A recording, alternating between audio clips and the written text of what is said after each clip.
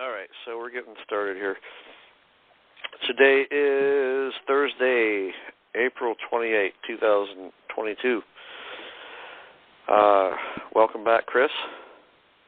Yeah, good to be back. Yeah. So, you guys, thank you for attending these calls. If you want to be on the mailing list, so you're notified of these calls, go to youhavetheright.com, join our mailing list, and also feel free to join our monthly membership, because we have these calls broken down by subject. Now, you guys, I got an email this week. Somebody was all upset because they thought they had to pay to listen to these calls. No, you do not. I post these calls for free on TalkShoe.com. You can do a search for Tad's Talk Shoe, and these calls are free in their entirety at the Talk Shoe. What I charge for is to break them down and categorize them by subject to make it easier for you to find what you're looking for. So I just want to get that out of the way. So, Chris, do you have anything that you wanted to discuss tonight?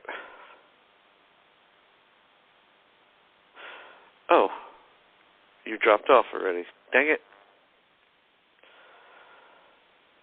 Let me see if I can get him back, folks.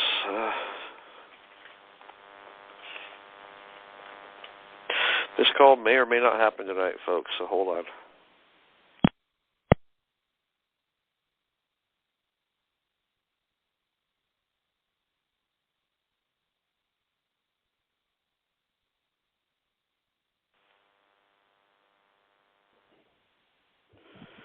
Are you there? Yeah, I got a feeling we may be doing this quite a bit tonight. Or not. Can you hear? Yeah, I can hear you. I hope not. I hope not. Knock on some electronics, man. Yeah. It's been doing this all day. Yeah. So we'll do the best we can. Okay. Let me see here.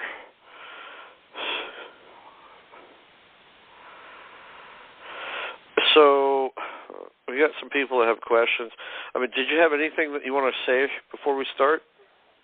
Well, I've been doing a lot of research on these, on some things that's going on around here, and I really got a feeling that we're not too far away from maybe having a third constitutional Congress, congressional. Well, I guess I don't know what we call it, convention.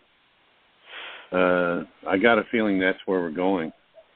I've done a lot of research this week on what's up with all this, and I got a feeling that we may be doing a convention real soon. That's I don't know, it's just a feeling, it's a vibe that I'm getting from a bunch of different of y'all folks out there. These states are all starting. The people of these states are all starting to organize and start their own. And I see that happening, man. And that's what it is. It's the people that aren't shaky, and they're tired of this crap. Yep. The theft of our republic and the theft of this election has pissed a lot of people off. And I think they went too far with that, and I think a lot of people are waking up. And it's good news, you know. The best thing that ever happened was for Biden and his. It's opened up a lot of eyes to a lot of different folks. We're pissed off. That's pretty much that. And I got to go in for some. I got to go in for an MRI tomorrow morning. Oh no. I had a year ago. My cholesterol was out of whack. Prison jacked me up pretty bad. Screwed me up. My sugar, my cholesterol, my blood pressure is all jacked up. And then, so when I got out, my cholesterol was pretty elevated, so they decided they was going to do an MRI. and they found a little bit of black artery buildup, plaque buildup in the arteries, and they found about half a dozen or so little 5 millimeter nodules in my lungs. Oh. So that's pretty small, but they wanted me to come back and just to do another one to see if they had grown any, and so yeah, I'm not worried about it because I'm ready to go. I don't care. It could be the worst news of all, and I'm still fine. I'm still fine with it because I'm ready. I've been ready for years. I can't believe I made it this long. I guess my job here is not done yet, and I'll stick around until it is. But that's what I got going on tomorrow. So this week's been a birthday week for my son, and I've tried to shy away from a lot of the responsibilities of this thing we've got going on. So, but it's about over. Tomorrow night it'll be over, and I'll be back at it hard again. Wow. Okay. So that's the only thing I really. I've got a lot of positive reports this week from people that's had their child support balanced out, their child support so-called debt balanced out. There's been people with credit cards, and theirs balanced out. I can't tell you how many folks I've got message from this week that the dealers are starting to get fired up with this. And a lot of folks that are doing this, they're getting attention from these dealers. One of them, I got a message the other day, one of them was going to overnight the package. He was so fired up about it. There's also been some realtors that are, I've never heard of this process before, but they're really interested into it. And there's also some mortgage companies that are looking into this, the 1099A. Some of you folks out there have sent the 1099As into your mortgage companies, and the mortgage companies are wanting to look a little deeper into this. Instead of, we're rejecting this, they're going, hey, man, we better look into this. We've never heard of this before, but, this could be doable, so let's check it out.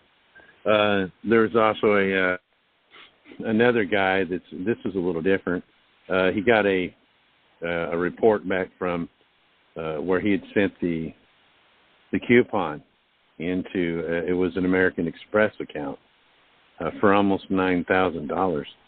And they said that in the letter it said something to the effect of, you will not be responsible for this $8,900 until we investigate this, what it is that he sent him with the coupon and everything. So, the American Express has said, okay, we're going to put a hold on this account. You're not responsible for anything until we get this settled. These companies are waking up to this. So I'm hoping that it'll start to take off real quick now once we get a lot of these finance companies on board with this, and they realize that, hey, we can do this, instead of waiting for this guy to pay us over all these months, or years, we can wipe this out real quick and then turn right around and do another loan. You know what I mean? We can, where it'd be more like quantity. They could feasibly end up charging less because they got a high quantity of accounts that they're putting up. So, yeah, man, it's always exciting to see the responses that people are getting with this. It's going to, I think it's going to reach a tipping point real soon, and when it does, it's going to blow up, y'all. But yeah, that's pretty much it. If you guys want to do some Q&A, well, I'm down with that. You're down for it? Okay, we'll go to 918 area code. Go ahead. Hey, peace, Chris and Ted. How are you all doing? We're doing it. How are you? Pretty good. Hey, this is Hotsy Totsy.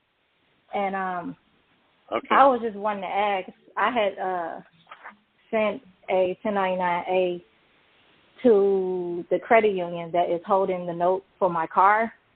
And, I asked them, I told them what to do with it.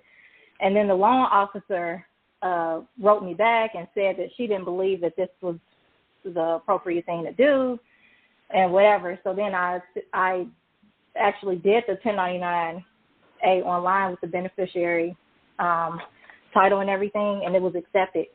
So I then sent an enforcement letter to let them know that it's been accepted. I sent copy B and told them that they had 3 days to apply it to the account. Now, I never took my automatic payment or anything off of the account, but they haven't been taking money from my account, from my bank account, in like the last 2 months. But today I received a letter from, I guess their attorney, who happens to be a debt collector, because it says it at the bottom. And I would just like to read real fast. It's kind of funny what they said, but I would just like to read it to you.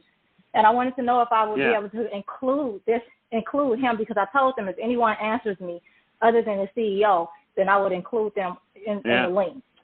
So what they said was, it has come to our attention that you have directed multiple letters to our client wherein you claim that your submission of a tax form 1099-A is a tender of payment of sufficient to pay off and discharge your loan with the credit union. This is not correct. According to the Internal Revenue Service, a person or entity files a 1099-A form for each borrower if you lend money in connection with your trade or business and in full or partial satisfaction of the debt. You acquire an interest in property that is security for the debt, or you have reason to know that the property has been abandoned. This form is not a tender of payment. In fact, there is no reason why you should or would ever need to prepare this form in connection with the loan, with your loan with the credit union. The appropriate form of payment for your loan is U.S. currency. The statutes that you cite in your correspondence, which I didn't cite any statutes, it was all law, but the statutes that you cite in your correspondence do not in any way relate to the repayment of your vehicle loan with the credit union. It is clear from your correspondence that you are attempting to manipulate, confuse, trick, or scare the credit union into discharging the loan. You will not be successful. The only way to satisfy your loan with the credit union is to pay real U.S. currency and the total amount owed. Please govern yourself accordingly. And then the attorney signed it. So what I did was I made copies of the letter in the envelope, and then I returned everything to sender with a big red marker and dropped it in the manila envelope and sent it back to them text for Q. So I would just want to know if I can include this attorney in my CA that I'm going to prepare and send out. Absolutely. Okay. And think about this. Here's something that y'all need to think about. You heard her read this. How many of y'all out there are persons or entities? Yeah, I'm definitely not a people. Not a damn one of you are. Nope. Not a damn one of you are. And an individual is, and then actually when you look at the definition, an individual is an individual trust. Okay? So there is nothing even closely related to person. And another thing too, he's saying you can only use real currency. Right. Right? How is his fiat currency real? That's an oxymoron to say that. So you're saying that I need to pay gold or silver? If you listen, and that's what I'm talking about. Yeah, you could hit this guy too. Welcome to the club, dude. The document that he sent you was an offer. That could be a conditional acceptance all in its own. You could actually write a conditional acceptance against him and then turn it around on the credit union. Look, man, if you guys all know this, you've all learned it. Most of the folks that are listening, what's really being said, and if you break down every single word of that thing that the lawyer sent you, you're going to see a whole new meaning of what you thought. You read through that. Go back, y'all, and listen to this recording again and listen to what it was that she said and write it down. And then go in there and look up every word that's in that paragraph or two. And you're going to get a totally different understanding of what that man has actually said. But, yeah, you could add him to it. I would do a completely different conditional acceptance. Because why is this lawyer in your contract? Right, I told him no contract. No, and on that, when I sent it, before I dropped it back in the mail, I red marked it all over it. No contract, no consent. I don't have a treaty with you. I don't have nothing. And I put it back in the mail. Yeah. See, and that's what and then they say you're trying to threaten them or scare them into discharging the debt. Oh, so you mean that they can, if I scare them enough, they'll discharge the debt? Think about what this lawyer's saying. I'm telling you all, man, lawyers, if there's a lawyer on here listening tonight, hang up. Because y'all are freaking scumbags. You are dirt, bottom of the cesspool. You're the bottom of the swamp. You're what the swamp is based on. I hate a freaking lawyer. I do, man. I know people out there, oh, you shouldn't hate any. I do. I hate a freaking lawyer. They're the biggest piece of the shit that ever came out from between a pair of legs. I hate them. I do, man. And that's what they do. Oh, well, we'll just scare them. I can't tell you how many times I've heard people say, well, I'll just get my lawyer to send them a letter, and that'll scare them. You're using lawyers to extort people. I would not only do a separate conditional acceptance on him, I'd charge him with extortion. And because he's dealing with and see, you could join if you do a conditional acceptance on him, and then you join the credit union in with him and all the other people involved that's already involved. You can implicate the credit union into extortion. You know, these lawyers are threatening you. You know, I didn't say anything about scaring the credit union into discharging this debt. I gave them a freaking a real payment. I gave them a real means to discharge the debt that doesn't even exist. That's what's going on. Actually, we're playing into what it is they're doing when we do the discharge with the coupon, or the remittance process with the coupon in the 1099-A. That's exactly what we're doing. We know. And that's another thing. No debt. That's another thing. I had called them and asked them if they would send me coupons, and they wouldn't. I was like, can I get a statement? She said, oh, we only send those like quarterly. But I never received one ever since I asked for one. So I don't even think they, I don't know. I think a lot of them have caught on. But, they could be. Anyway, I have another question. I actually had to do the same thing with my landlord, who is a corporation. I had a meeting with her, and she accepted the 1099-A. And she was a bit confused or whatever, and had her attorney call me. I told her she can have her CPA contact me. Well, the attorney called me, and, you know, I asked, he was acting oblivious. And I'm like, well, you know, are you familiar with trust law? And he was kind of being nonchalant with me. So I told him, like, you might want to educate her on some things, especially malfeasance of office and, you know, things like that. Where she ends up responding to me and saying, hey, it looks like we can't use this for your rent already or whatever. But I'm like, yeah, you already accepted it. So I actually had to send her the letter to enforce to let her know she had 3 days to file it, because I did the same thing online, and it was accepted. So now I'm just waiting. I don't really know how that's going to turn out, but I'm sure she'll probably have her attorney. Yeah.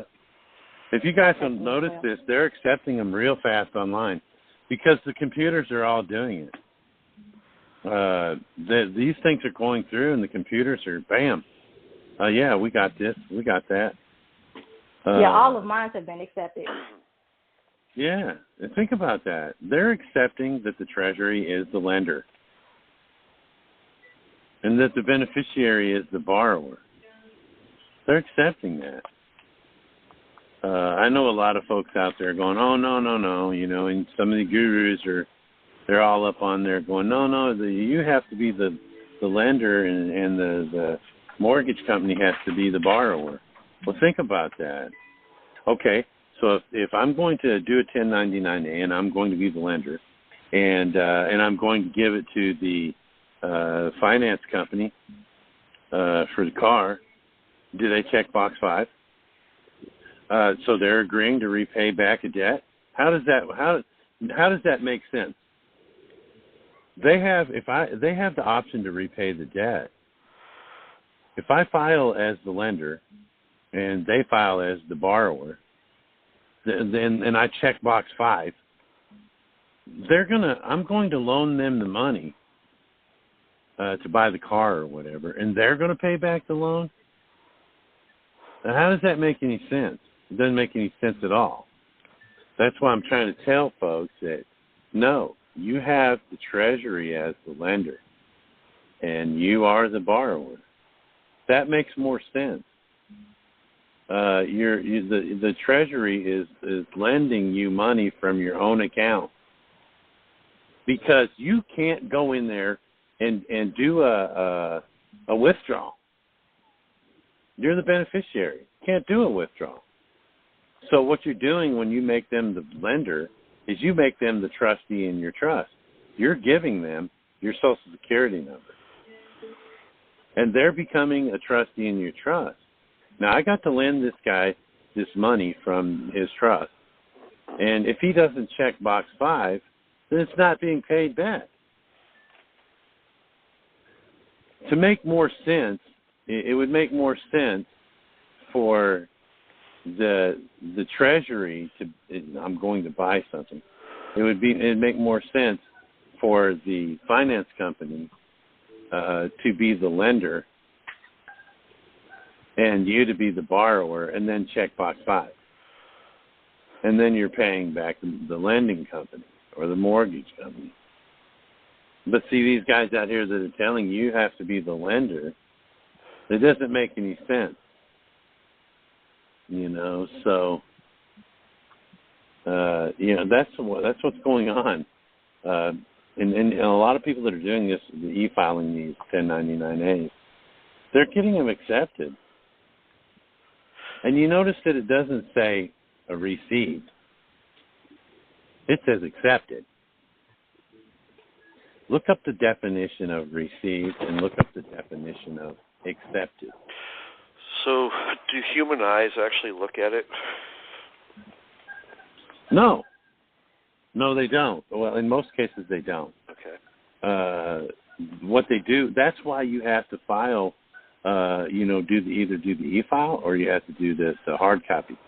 Because when you do the hard copy and it goes to the Treasury, then it goes down the hall to the IRS to collect, because they're the ones they're actually the accountants for the Treasury and you. So it goes down to them for them to process it. But when it gets down there, they stick the 1099-A in this machine, and then they stick in the OID and the 96, and they look down at the 40V and they attach it to that electronic. That's all they're doing. They're taking those forms and they're putting them in a digital. That's why you got to send them. Use their paper. The ones that you get at the Office Max and Office Depot, that's the correct ink, but they're only doing copy A. You can use those, but you need to print off copy B and copy C from the IRS's website, and then write them exactly, fill them in exactly as you did the A, copy A. Then send them all together so they can send you back that B. folks are getting them back. Folks are getting copy B back. And then they're going, well, why didn't I, is the dealer paid off? They should be. If you got copy B back, the dealership should have the money, or be getting it real soon. If they got it in the mail, they're waiting on it to come in the mail, and it's a hard copy. But if it's electronic, it should go to the bank. And you're getting copy B back in the mail, and it says received or accepted. Okay, so they got it. If you got a dealership that you got the B back from, you go down there and go, I got the B copy. Did you get your money yet? Don't pull no shenanigans with me, because I'm telling you right now, the Treasury is my bitch, and if I've got to go to them and get them to tell me that they sent you the money, you're going to prison for fraud and embezzlement from my trust. Yeah, it'll put the hellfire on their feet.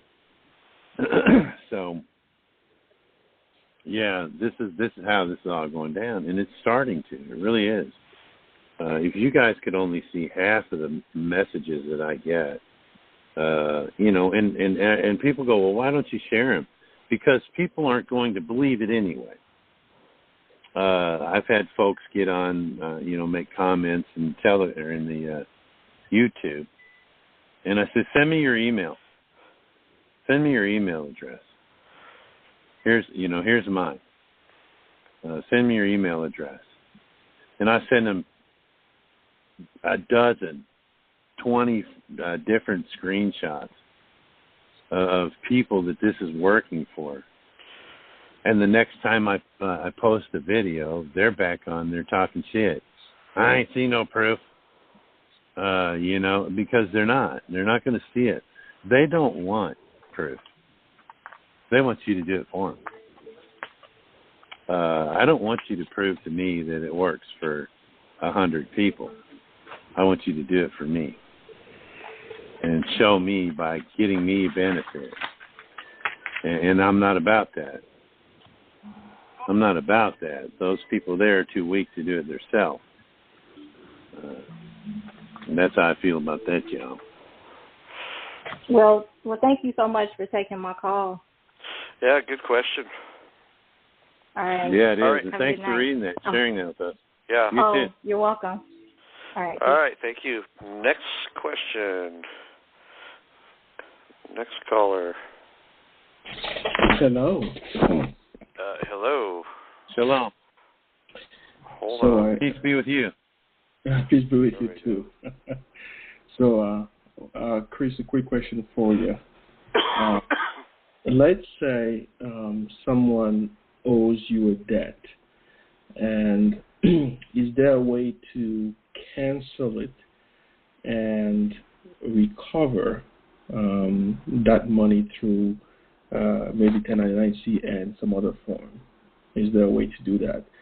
Maybe an example I can take is a friend of mine did a common law arbitration with a financial institution against a loan, and then the arbitration awarded him a couple $100,000. However, he couldn't get it confirmed via the courts, so he could enforce it on the public side. So his only option is to do a tax credit with it. But is there a way to recoup the money through some kind of combination of 1099-A and 1099-B? Yeah. And how? So does he have a contract? Well, yeah, because the arbitration was based on a contract. Yes. Okay. And he's been awarded through arbitration. He's been rewarded a set amount of funds, right? Right. Okay. That arbitration agreement can be monetized. How? How do you monetize? You can monetize the money. You can monetize the back of it, just like I showed you all in the videos, the claim and lien videos. An arbitration agreement or say you got a judgment, okay? Say you got a judgment. Somebody owed you some money. You got a judgment.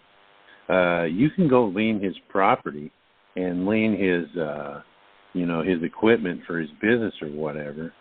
But you're not going to get paid unless he owes you a lot less than what you've got him lien for. So they may not pay you. All it is a judgment. That's, I've had a judgment working for a guy. He owed me $44,000, and I got a judgment, and it cost me $110. And I walked out of there, and the judge was like, I can give you the judgment, but you just spent $110 for a piece of paper. Good luck trying to collect it.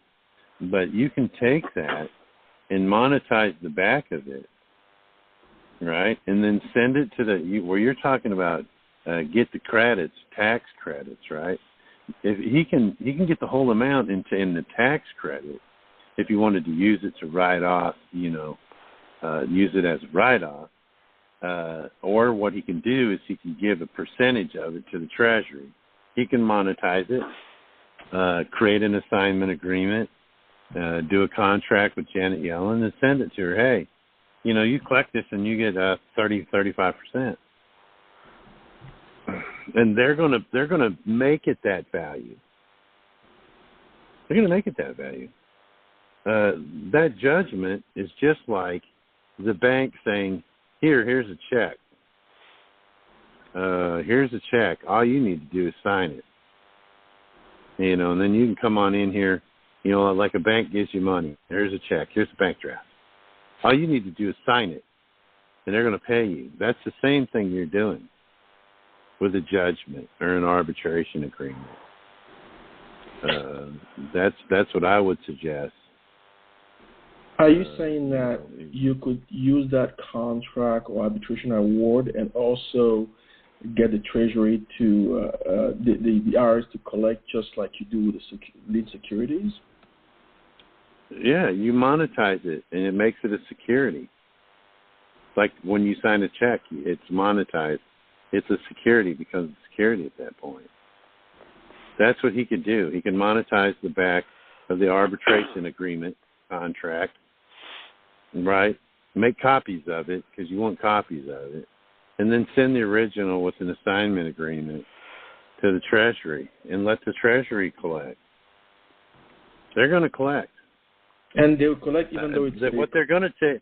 What they're going to do is they're going to take it out of the dude's a trust account. Janet Yellen's going to say, this guy just sent me this monetized arbitration agreement against this other guy. Okay, we're going to go after this other guy's trust, and we're going to take money from his trust, whatever the amount is, whatever you monetized it for. We're going to take that from his trust, and then we're going to keep 35%, and we're going to send the 65% off to other dude, to the one that has the contract. That's how this works, man. I assume the process would be the same as the security lien. It would be the same process. It would be the same process as the $100 million guys. It would be the same process of the conditional acceptance guys that are creating contracts with the Treasury. That arbitration agreement monetized is the same thing as the conditional acceptance and the claim of liens monetized. Same thing. Your birth certificate, monetize your birth certificate. Send it on into the Treasury with the contract. Look, I want this $75 million. You collect it, you get 35%. That's what they do, man. This is how bonds work. Most of them. Okay, what they do when they create them, though, is they use them to invest. Instead of getting the 65% out, they invest it. Okay, Janet Yellen, here I got this, and I want this $75 million. I want to invest it here, and so I can get the interest off of it. You get 35%, and I want you to invest the other 65%. in United States savings bonds or whatever it is you want to do. Personally, I'd have the funds sent to me because I don't trust the government. Yeah, right. Right. Now, if you don't mind, yeah, that he could do that. I have another question, if you don't mind. So Okay. someone was saying on the forum that he tried everything with respect to the property taxes. He did a bill of sale and so forth, but the county still bills him for the taxes. I mean, is that possible that even if you show them a bill of sale, a constitutional bill of sale, they still would bill you? And if they do, what's the remedy? Yeah, we got to realize they're not billing him. I guarantee you the tax bill that they sent was in the all caps name, because it's every taxpayer's Cestui Que Trust. Nobody ever has a tax bill. No sentient being ever has a tax bill. It's their trust that owes it. That's why you should be able to use the 1099-A or the coupon to discharge that debt. Here you go. Here is the trust debt. You go ahead and take it and pay it off. But with the property tax, they're trying to get him to recontract. I had a question asked me today. How do I unregister? And I didn't know exactly what it was that they were trying to unregister. Is it the deed to the property? Is it a car? Is it a child? Is it a child? That's what you do when you take your son or your daughter down to the public school. Well, I got to register them for school. We moved to a new community. I got to register them for school. You're giving their trust to the school, like you're giving your car to the state, like you're giving your home to the state. When you do this, how do you unregister? The easiest way to unregister your car is to let it lapse. Let the tags expire. What does expire mean? Oh, I see that your sticker back here on your tags are expired. Look up the definition of expired. When they expire, take your tags off. Put your own tags on, however you want to do it. Because, see, what you do when you register it, you sell it to the state, and then every year you pay to keep it sold to the state. That's one way to do it. Another way to do it is to send the state a bill for 6 months, keep your gas receipts and get new tires and have brakes put on your car and insurance, and then keep track of the miles because you're going to charge them $1 a mile. If this is your car, you're going to pay for it, state. So you send them a bill. You give them the option to pay you the bill for you to operate their motor vehicle for them, or to unregister it.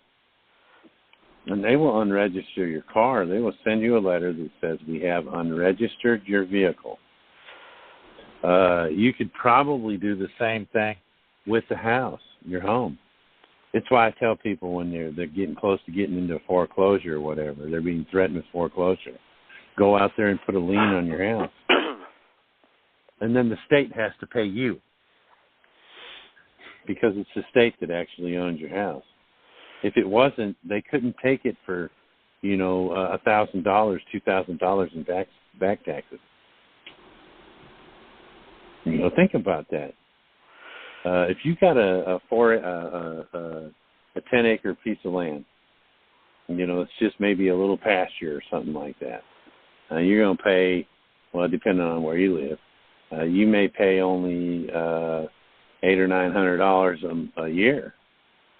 Well, you go 3 years behind, you're not even $3,000 in debt, and they're already coming in to sell your property. What gives them the right to do that? I'll tell you, they own it, you don't. That's why people need to do this. Can you unregister your home? I'm sure you could. Send them a big freaking bill. Say, look, I've had to keep up your house. I've paid all these payments on your house, on your property. I've paid all these bills, light bills, and the upkeep, and look, are you ready to pay me for this? Send him a bill. Give them a set amount of time to pay you back for it. And if they don't, tell them if you don't, then you need to unregister this deed, and send me a constitutional title. Or just a nice fancy letter notarized and signed by the right people that it is now out of the state's hands and now is truly private property. I live on a road, y'all, that I keep up myself. I got a friend with a tractor and a box blade, and he drives up and down the road. There's 5 houses on this one road, and it's not attached to the county's map. Well, it's on the county's map, but it's not a county road. So they don't have to do anything. They don't have to put gravel on it. They don't have to, come around here at the road grader and fix it when it gets washed out. We do. So the other day, 2 cops are going looking for my wife's cousin that lives out the bottom of the road. He punched his wife's sister's boyfriend in the face trying to get some stuff from their house. Wow. For her. Be Mr. Tough Marine guy. But anyway, I look out the window, and there's 2 county sheriffs going up the road. And I come out to the end of the driveway and caught them coming back down the road because it's dead ends up on my property. And I caught them coming down the road. I said, "Are you all lost?" And they said, no, we're looking for Dwayne. And I said, "Oh, okay." I said, "Well, he doesn't live up here. He lives down there. I live up here. This road does not belong to the county. This is a private road. You're trespassing. You need to leave."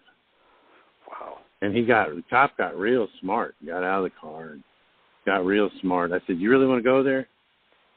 I said, "You're on private property, Jack. You might want to call the sheriff and make sure that before you screw up, because you don't have a search warrant on this road.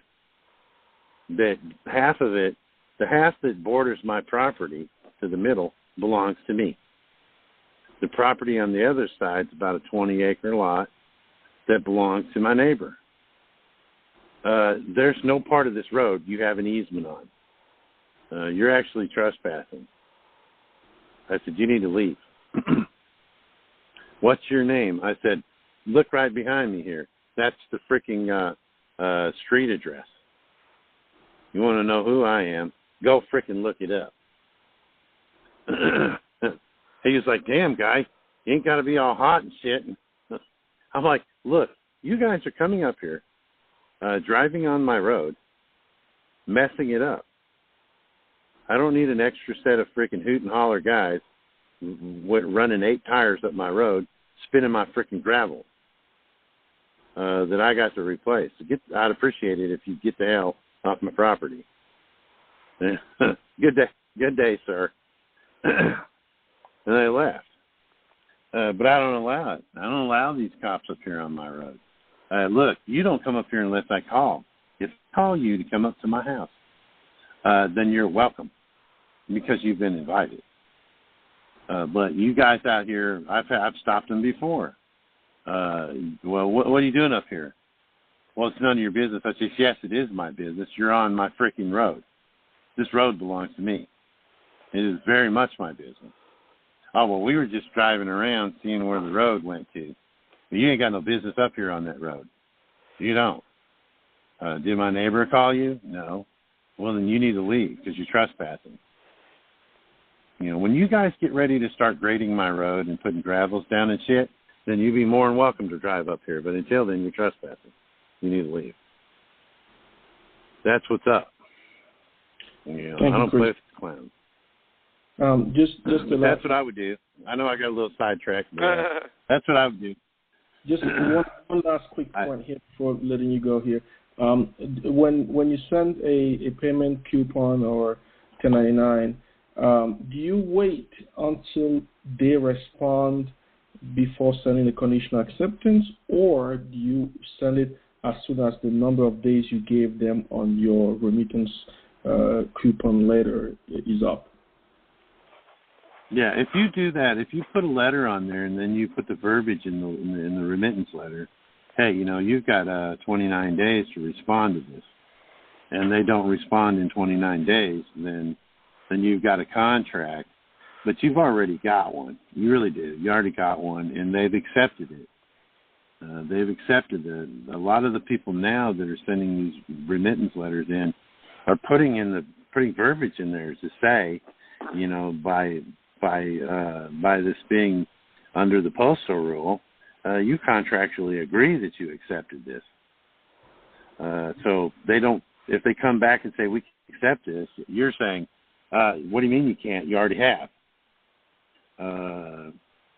By you sending, even if you don't put that in there, they've actually agreed that they've accepted it when they sign the green card. Right. They've accepted your payment before they've even opened the letter to read it.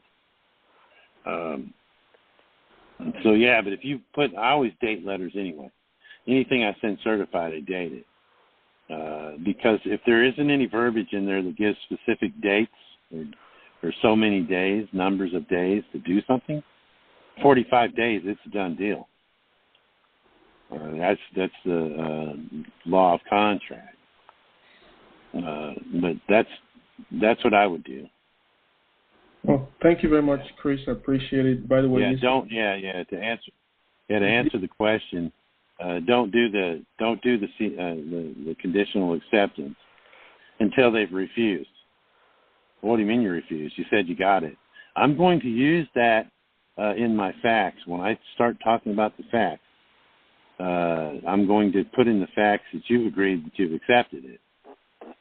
Well, that's becoming a contract. That's becoming a contract. I don't, like I tell folks, man, and there have been. There's been a few people who sent a conditional acceptance with the coupon. That's kind of jumping the gun there. I get messages from time to time that people are saying, I want to do this thing with the claim of lien and the assignment agreement and the conditional acceptance to the Treasury. And I got to, I don't know if they're just misunderstanding what the contract with the Treasury is, but it's not a conditional acceptance. It is a contract. There's nothing to consider. There's no conditions. Here it is. It's yours. Go get it. So I hope nobody out there is sending conditional acceptances to the Treasury. Well, Chris, you said Janet they refuse. That's the reason why I was asking the question. Refusing in the form of a letter, or because sometimes they don't answer right away, but they still just keep sending you the next bill. Is that considered refusal, or just if they send you a letter saying that they're not going to accept it, they're making you an offer. Gotcha. Conditional acceptance is about offer and acceptance. You made me an offer to not be a trustee in the fiduciary obligation. You made me an offer to be malfeasant. You made me an offer not to accept my payment when you've agreed that you have. You've made me an offer not to accept my payment when it is a payment. This is the stuff that you'll talk about when you in your facts. And you're getting them to contractually agree to what you're saying. If you send a remittance letter with a coupon and a 1099-A, and you send a conditional acceptance with it, what are you going to say in your facts? What are you going to say in your facts? You have no facts because an offer hasn't been made yet.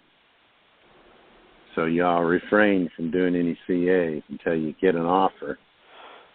And that's what I said. You can conditionally accept about any offer that's given to you, especially those in writing. All right, so does that answer your question? Yes. Thank you very much, Chris. All right, thank you. Yeah, brother. Have a good night. So 580 area code. Go ahead. Oh, Gene, this is. Yep. Go Yep. ahead. Yes, I was wanting to ask. I about fell asleep here. I'm sorry. Well, I'll let you. No, I'm sorry to bother you. I'll let you go back to sleep. No. I'm behind here, and I would like to know what order do we fill these? Do we do a coupon first, then a 1099A, and then a CA? Yeah. First off, a lot of people tell me my voice has something to do with that. It's probably why I fall asleep in church. It's probably why I start to doze off. I get on the nods at church on Sunday morning, because the pastor's got a voice that puts you to sleep, man. But look, when you're doing it, what you're explaining to me, or what you're saying is, how do you do this? You can do the coupon by itself. That's what I did with child support. You can do the coupon and the 1099A, and you're paying them twice to send that with the remittance letter. You can do just the 1099A. Folks, you having trouble with these people? Oh well, we can't send you a statement with a coupon. Okay, I'm gonna send you a 1099A. Or you, like I said, or you can do them both. If you're going to do them both, you're going to do the coupon and the 1099A. In the remittance letter, mention, hey, what you've been doing is double dipping. You're accepting a check from me every month, and you're also redeeming the coupon, and that's double dipping. Man, that's actually trust fraud. But I'm going to assist you in this. I'm going to give you this 1099A and this coupon. Make twice as much money on this, like you normally do. Matter of fact, that may be the shiny trinket you want to dangle in front of them to get the fish to bite, to take the bait. Send the coupon and the 1099A. Hey, here's two payments. Here's two payments in full.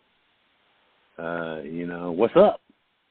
And then after that, the conditional acceptance will come after that, when they refuse to honor their obligation to the trust.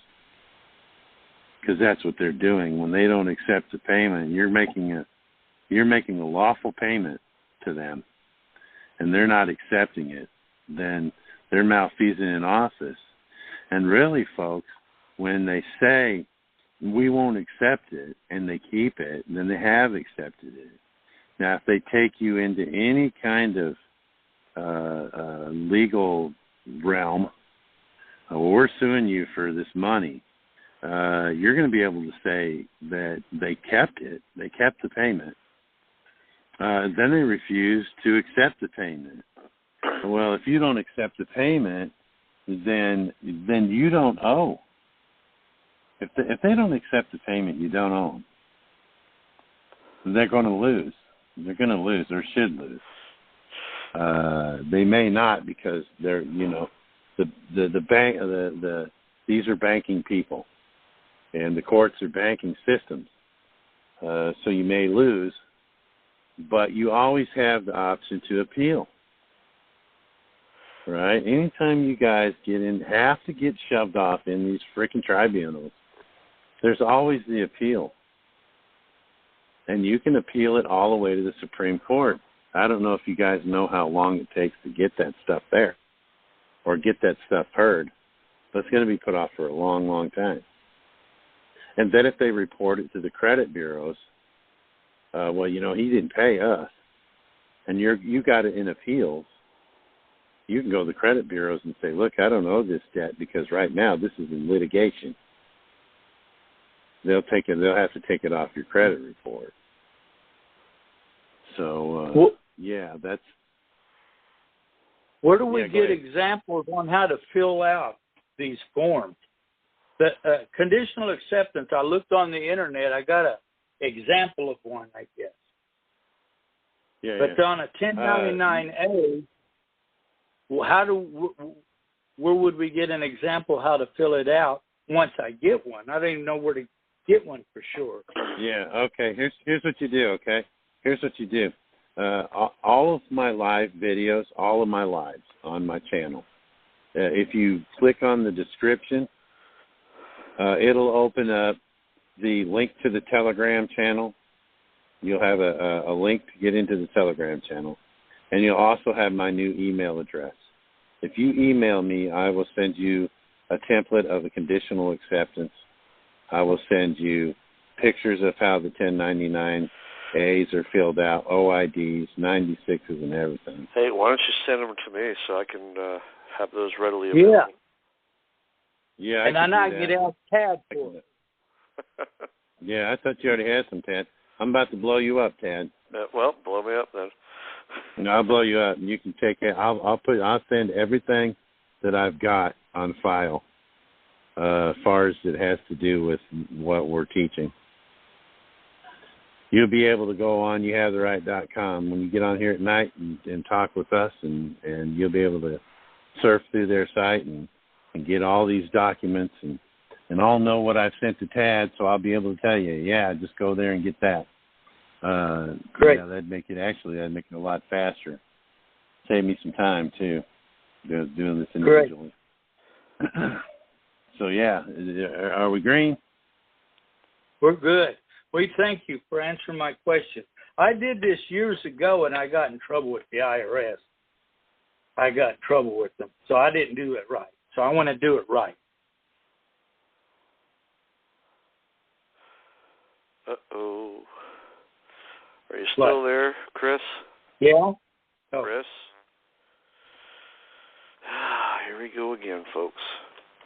Hold on.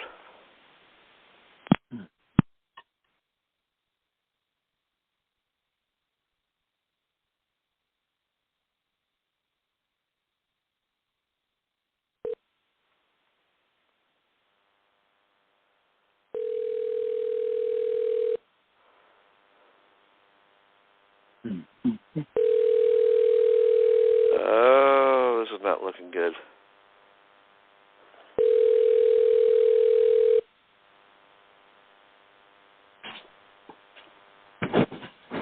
There we go. I lost you.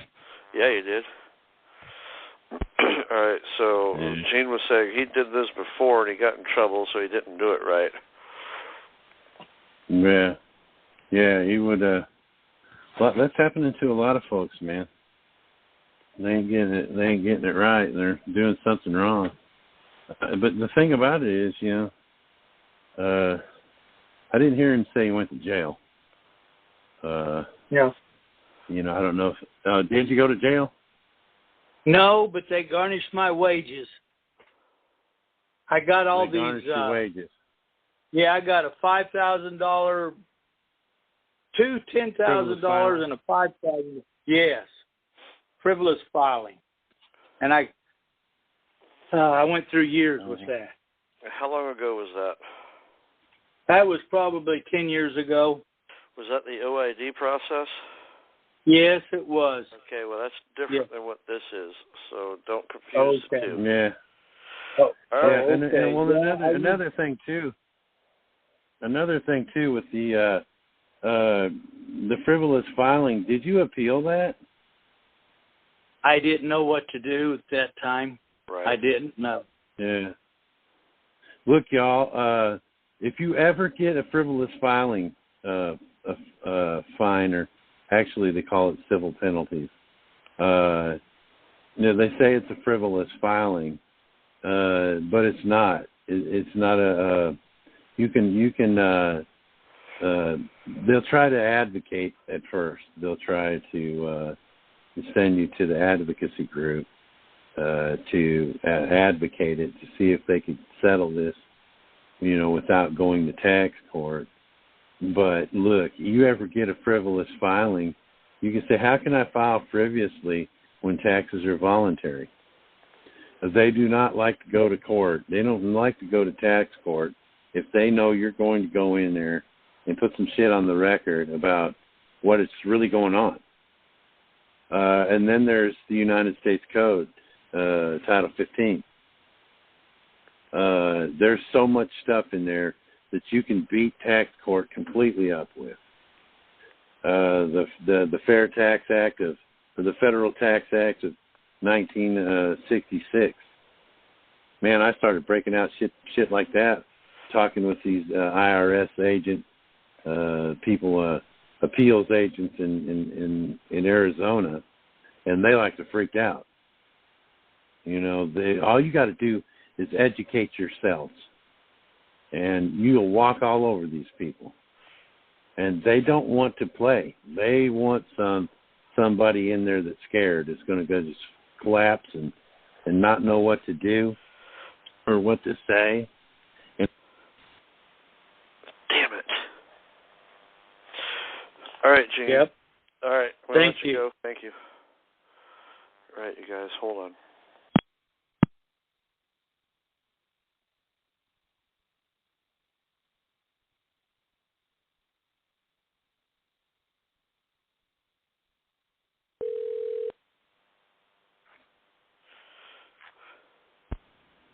All right. All right, so we got somebody else who wants to talk to you. At least I'm not knocked out. But what I was saying there about the appeals, Well, right? All right. As long as you've got tax court and appeals, they can't garnish your wages. I've messed around with that for quite a few years. They can't levy anything. They can't garnish your wages. None of that until that matter's settled. Beat them up. All right, so I think we have Mindy on the line here. Oh, hey. Can you hear me? Hey, Mindy. Hey. Yeah. How's it going? What's up? What's up, Tiger? Well, as we speak, or as I speak, I am writing up my conditional acceptance against the Oregon Attorney General. Okay. And I have to ask you, who? Yeah, you're going to serve him as a witness. I'm sorry? You're going to serve him as a witness, too. He's going to be a witness to his own contract. She's going to be a witness. Okay. Yeah, so she is. Okay. Okay. That's okay. So she is the sole trustee that I'm going after, and she'll be the witness. Okay. Well, right. You're also going after the principal, too. Right. So the Department of Justice. And who's the Hey, who's? Yeah. Well, not really. Who's the principal of the Attorney General? Well, it's the Department of Justice, right? They are under the Oregon Department of Justice, which is a subsidiary of the state of Oregon. So really, the principal is going to be the state of Oregon. So, which means you're also going to get the governor. Oh, no shit! Oh my god! Yeah. Wow. Yeah, you're going to get the governor. But I don't put her name on there. Yeah. I do? You're going to name the Attorney General. Who was the one that put the Attorney General in there?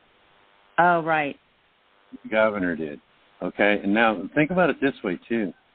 They're not attorneys. Well, they are attorneys. But they are executive. They're in the executive branch of government. Right.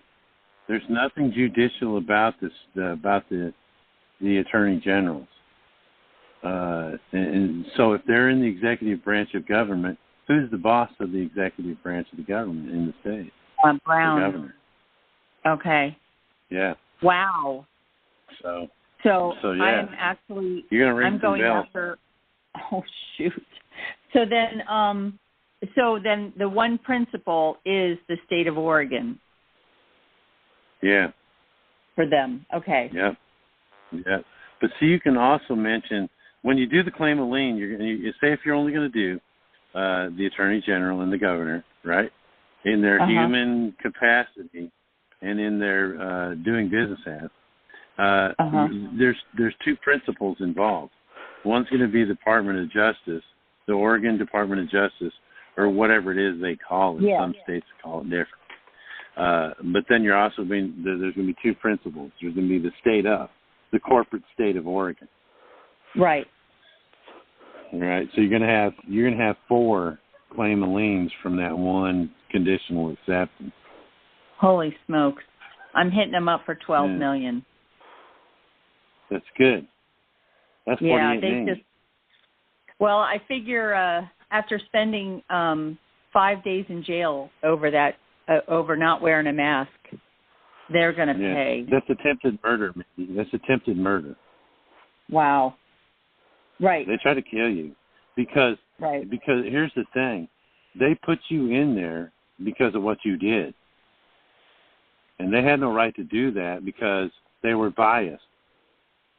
Right. So the only reason that they did that to you was so that they had the opportunity to kill you. Oh, my God. Oh, we're going to kill her. Then if we kill her, then there's no, at its worst, that's what it is. Right. You know what I mean? Right. They attempted to kill you. They gave you shitty-ass water. You're drinking it out of who knows where that shit came from. They were poisoning you with carbohydrates. Right. You didn't have access to your normal nutrition and your vitamins and your bottled waters, and you know what I mean? This is attempted murder. And they had me in solitary confinement. They call it quarantine. Yeah. But when you look up the definition, it's solitary confinement. Yeah, it is. Yeah. And there ain't no telling what happened to you while you were in there. Right. They ain't no telling what you were exposed to. I'll tell you, it physically really did harm. I had to get an infusion of vitamins and minerals, and I need to see a chiropractor still, and I wasn't able to breathe properly. So, there's probably long-term damage that I'm just unaware of. Yeah. Yeah, no matter, and not to mention the psychological effect. Hey, I was in there being, psychologically assaulted, and I got PTSD. You guys got me all kind of screwed up. Right. Yeah. Yeah. I hit him with everything, Andy. I will, and hopefully I can chat with you again. But I hope everything goes well for you tomorrow, and you're in my prayers. Yeah. And thank you very much for answering my question. Yeah, thank you. All right, Mindy, okay, thank you. Take care. Mm-hmm, thanks. Bye-bye. Okay. 337 area code. Okay. Good evening. I'm sure y'all are doing good. My question is regarding the claim of lien. When I send it in, what are all the documents I need to send when I send it to the Treasury? Okay. If you're doing the conditional acceptance, I've already done that. This is what all you're going to send. You're going to send a wet signatured copy of the claim or the conditional acceptance. You're going to send all of the green cards, the originals that you received back. If you didn't receive one back, you're going to print off the tracking to show that it was delivered. Okay. You'll send that. And those are all of the signature cards. I send the original one. You're going to make copies for yourself, but you're going to send the originals because everything's monetized. Those signatures, if you think about it, those wet signatures are actually supporting the documents that you monetize, the claims of liens. Okay? So you're going to send all those. They're getting everything that the Treasury gets is going to have wet signatures on it. They're getting all the originals because they have to. You send a check to the bank, you're going to give them a wet signature. Okay. Or at least that's the way it's worked for a long, long time. It's a little different now. I guess now you can just take pictures and shit. But you're going to send those in. You're going to create the claim and lien.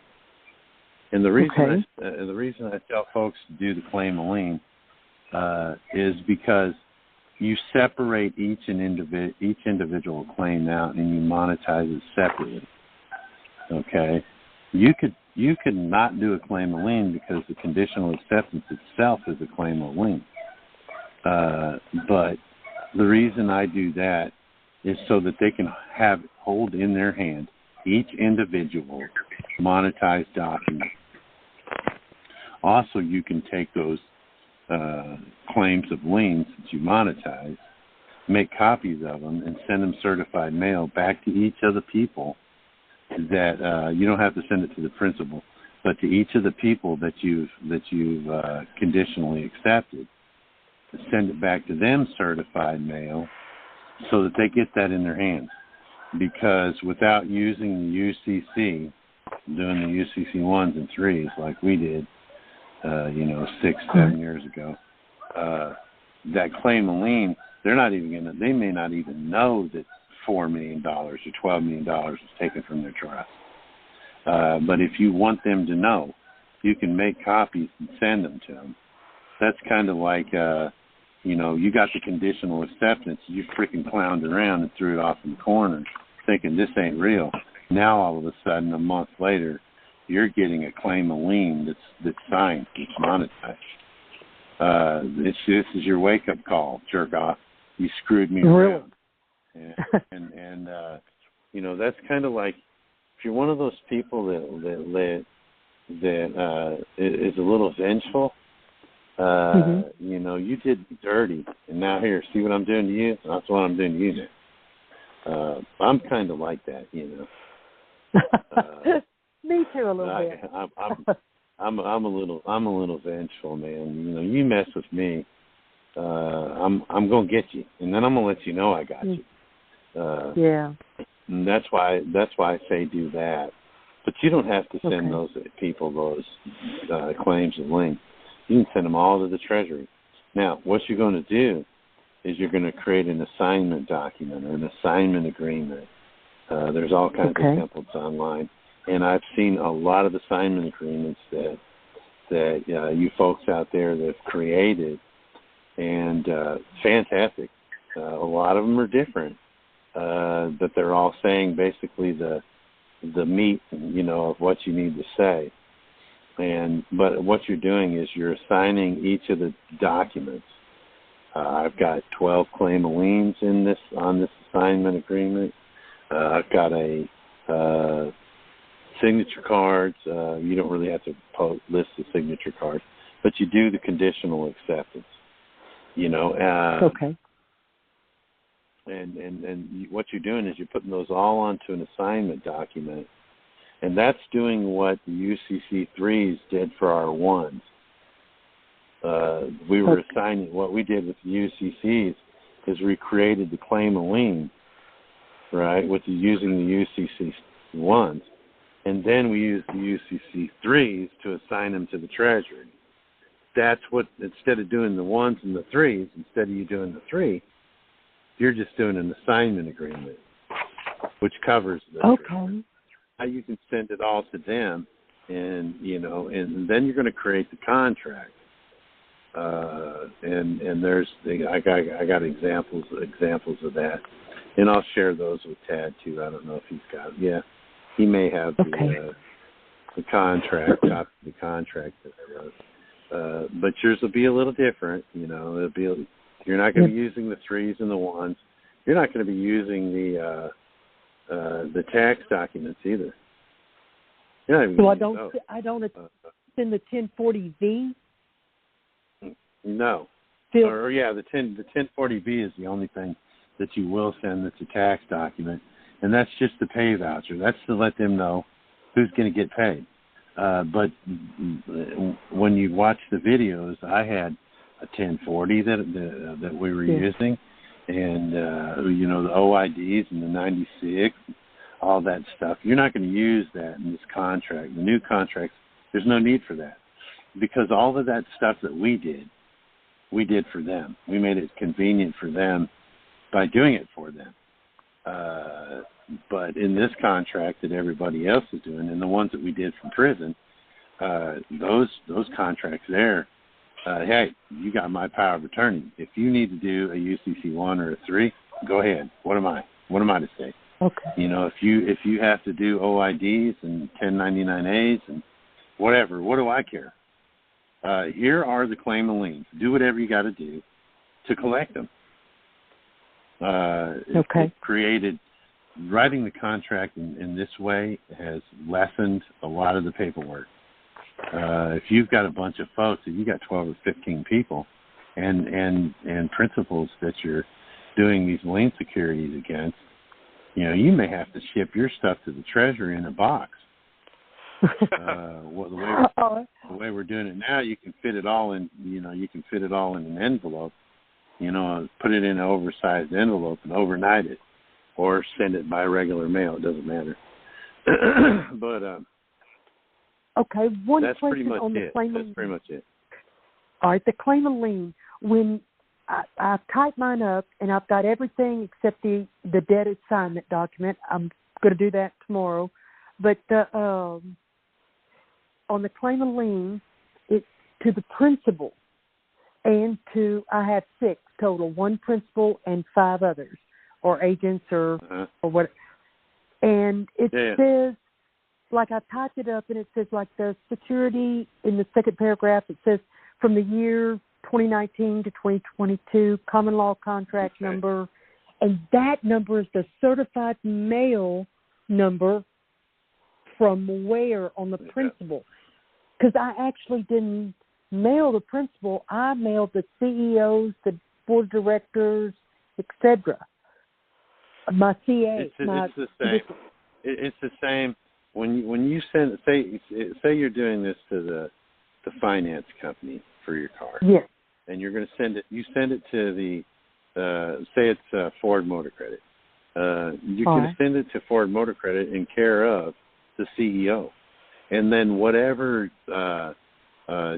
tracking number was used for the CEO will be the same contract number for the principal. You see what I'm saying? Okay, on the conditional acceptance that I sent, so the CEO and it's the mortgage company. So the mortgage company and the CEO will have the same certified mail number from the conditional acceptance. Absolutely. Yeah, okay. From the conditional acceptance. Because when you serve the agent, you serve the principal. When you serve the principal, you serve the agent. Yes. Okay. I just wanted to verify that. Okay. So there's going to be 2 certified mail numbers. That'll be the same. That'll be the same. Okay. On the my contract, assignment and everything. Yeah. On your when you do the assignment, you don't have to put the contract numbers or on the conditional acceptance. You just list the different documents. The assignment agreement is basically, here, I'm assigning this to Janet Yellen, and here's a list of everything that I'm assigning. You don't have to put the contract numbers in there from the conditional acceptance. But the contract with the Treasury, don't I have? There's one of them that I put the certified mail numbers on. Oh, maybe it's the final assessment. No, it's you don't have to. You don't have to put them in the final assessment. The contract number. But they need to be on. They need to be on the conditional acceptance, and they need to be on the claim of lien. And then when you do the contract with the Treasury, you're going to when you do the contract with the Treasury, it's going. You don't have to put the contract numbers, the conditional acceptance, or the claim of liens in the contract, because they're already assigned to the assignment document. What you're going to put on the contract number that you're going to have with the Treasury is going to be the certified mail number that you use to send it to the Treasury. Now remember, when you're doing the contract with the Treasury, folks, you have to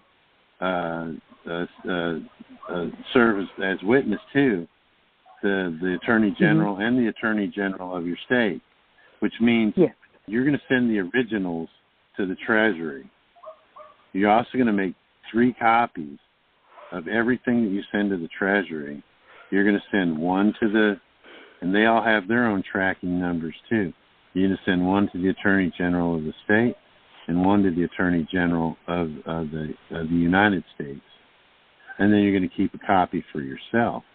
That's why you're making 3 copies of the packet that you're sending to the Treasury. And all of them have to have wet signatures.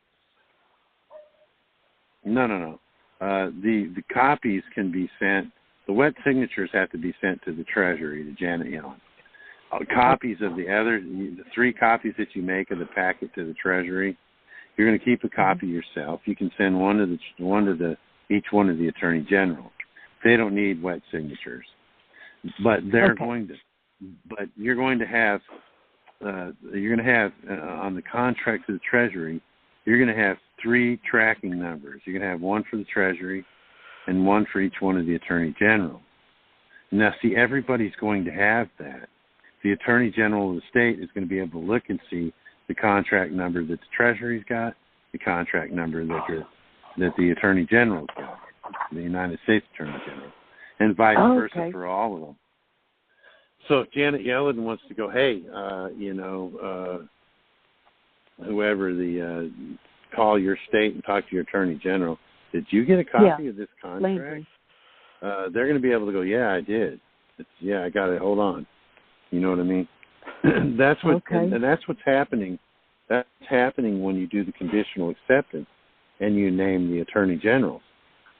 The people that you served are going to be able to look and say, damn, this person sent one to each one of the Attorney Generals and have named them as their witness to this contract.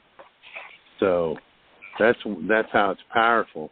And you're going to involve them in it too. Now, see, that's the cool thing about what Mindy's doing. She's going to serve. She's going to have the Attorney General of the state serve. With the conditional acceptance, and she doesn't have to send it to her twice. She's just going to be named. When Mindy does the tracking number for the Attorney General, she can use that same tracking number for the Attorney General as a witness. Right? So it'll save her some postage there. She won't have to send 2 of them to the Attorney General of the state. And so, and Mindy, I'll work with you with that. However you need help with that, I'll work with you with that.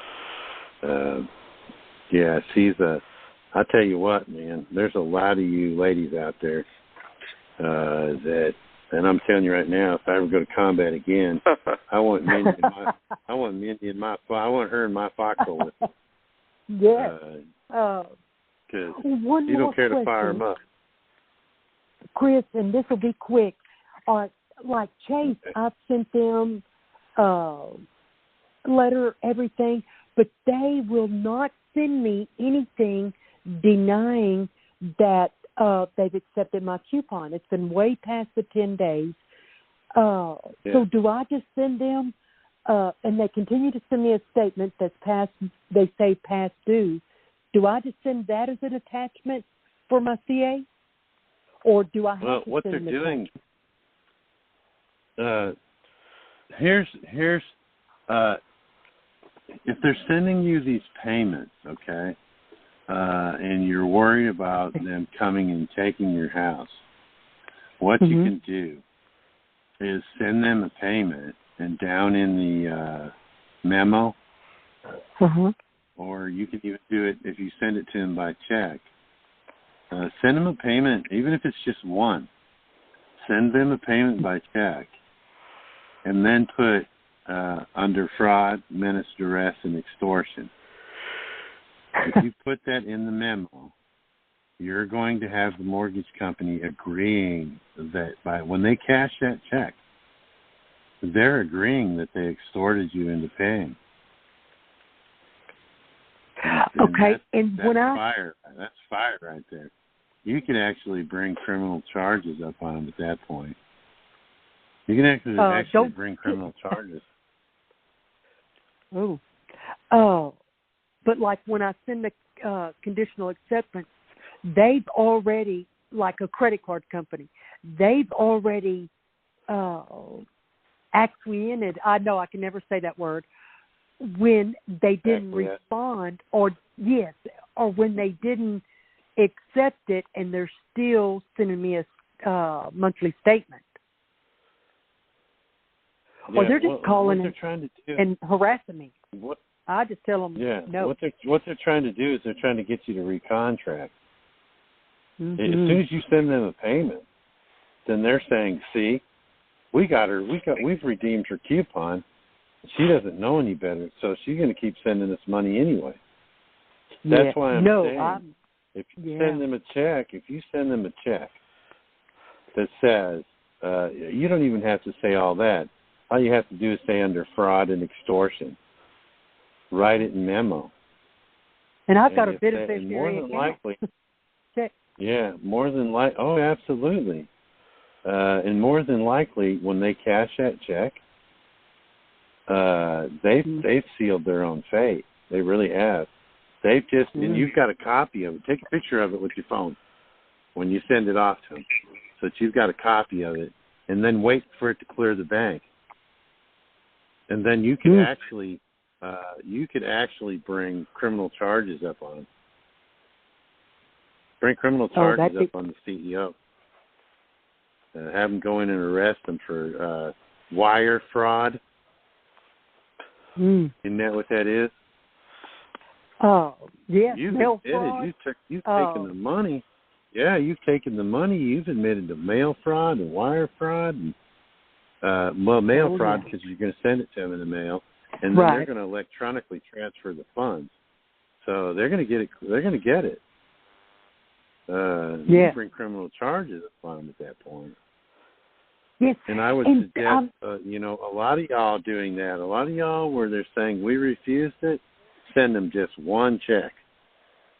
Send them one check or one money order, and put it under fraud and extortion, because they said, if I didn't send them a payment, I was going to be delinquent or whatever the statement says.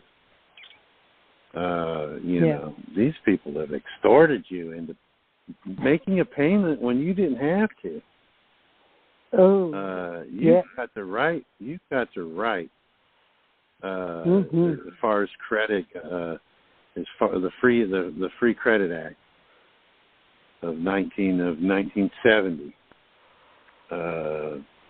It says in there that you can dispute any debt. That's what we're going to start doing, y'all. A lot of folks are going to start doing that. We're going to start disputing that debt. I mean, you can dispute every debt because there is no debt. Public Law 73-10 says there is no debt. You ought to be able to dispute anything that you've got on your credit report, folks, that's bad. You can send a letter to each one of the credit. I think all you have to do is send it to one, because they all have to use each other's information to keep an equal credit score kind of thing going. But if you want to be thorough about it, you can send a letter to all three of the credit bureaus and dispute every bad credit thing that's on your report. Every account, one letter. Go and do a credit report. Find out every account that you've got that's causing you damage on your credit score, and put it all on one letter and dispute it. And you can dispute it simply by saying, because of Public Law 73-10, all debts, private and public, are paid for. If they're all paid for, how in the hell could some company report that I've got bad credit because I didn't pay them? Are they wanting to go against public law? I have my letter. Yes. But I wanted to let you know also there is something kind of I don't know, there's some things that are happening. I've already sent the state of Louisiana a letter stating, hey, unregister my vehicle, unregister my mobile home, my trailer, everything. And I've gotten tags on all of them. I haven't put them on yet because it hadn't expired. But I was speeding. I was going 70 miles an hour in 50-mile-an-hour zone. A state trooper and a parish sheriff passed me, did not stop me, and I kept going. I said, okay, well, then we'll contract. We'll see if they want to contract with me. They did not. Yeah. They just kept looking forward, did not stop me, and that's happened 2 times. Yes, and I've sent a letter to I've got my letter ready for the credit bureau. Yes, but I was just stuck on that claim of lien. But things are happening. I just put everywhere because usually there's police out there stopping everybody, doing speed traps, and I'm not seeing that at all anymore. So they're beginning to see it or feel it. Yeah, I think times are changing. Too many of us are waking up. But thanks for sharing with us. All right. Thank you. Yeah. All right. Bye-bye. Let me see here. Okay. Hold on. There we go. Okay. 740 area code. Go ahead. Yes, 740 we're area here. code. There you go. Go ahead. Hey, sorry about that. I just wanted to know, Chris, can you give us a little? Oh, thank you guys both for doing what you do. We appreciate you both very much. Sure, you're welcome. I need some clarification on how to do the e-file, because I thought part of the process was being able to endorse the back of it. That is. If you guys want to e-file, that's I think that's doable. A lot of folks are doing it, and they're getting copy B back. They're getting an email, a copy B back, saying that it was accepted. Here's what I would suggest, though. When you e-file, follow it up. As soon as you get your 1099As, the hard copies, do a correction. Do it exactly like you did on your e-file, but do a correction and send it back. There's a box right up at the top. It's one box says void, and the other one says correction. Check the correction box and do it exactly like you did the e-file, and send that in so that you're creating a paper trail. To e-file, if you go to tax 1099, you'll find that if you e-file there, you can track it too. You can track the progress of it. Okay. That's probably. I have one more question for you. My husband accepted payment for work that he did with a 1099A. He let the lady pay him with a 1099A, and we did up all the paperwork and sent it in and did the 1199A with it. And then we wrote a cover letter that basically said, these are the forms I filled out. I've never accepted payment like this before, so if I did them wrong, you have my permission to fix them, right? Because that's kind of like the... Yeah. So, but we haven't heard anything back. They received it in Ogden, Utah on March 30th. So is it 45 days from the day they received it? Yeah. If you didn't specify the date, look, if they've sent it to Ogden, it's in collection. You should receive payment within.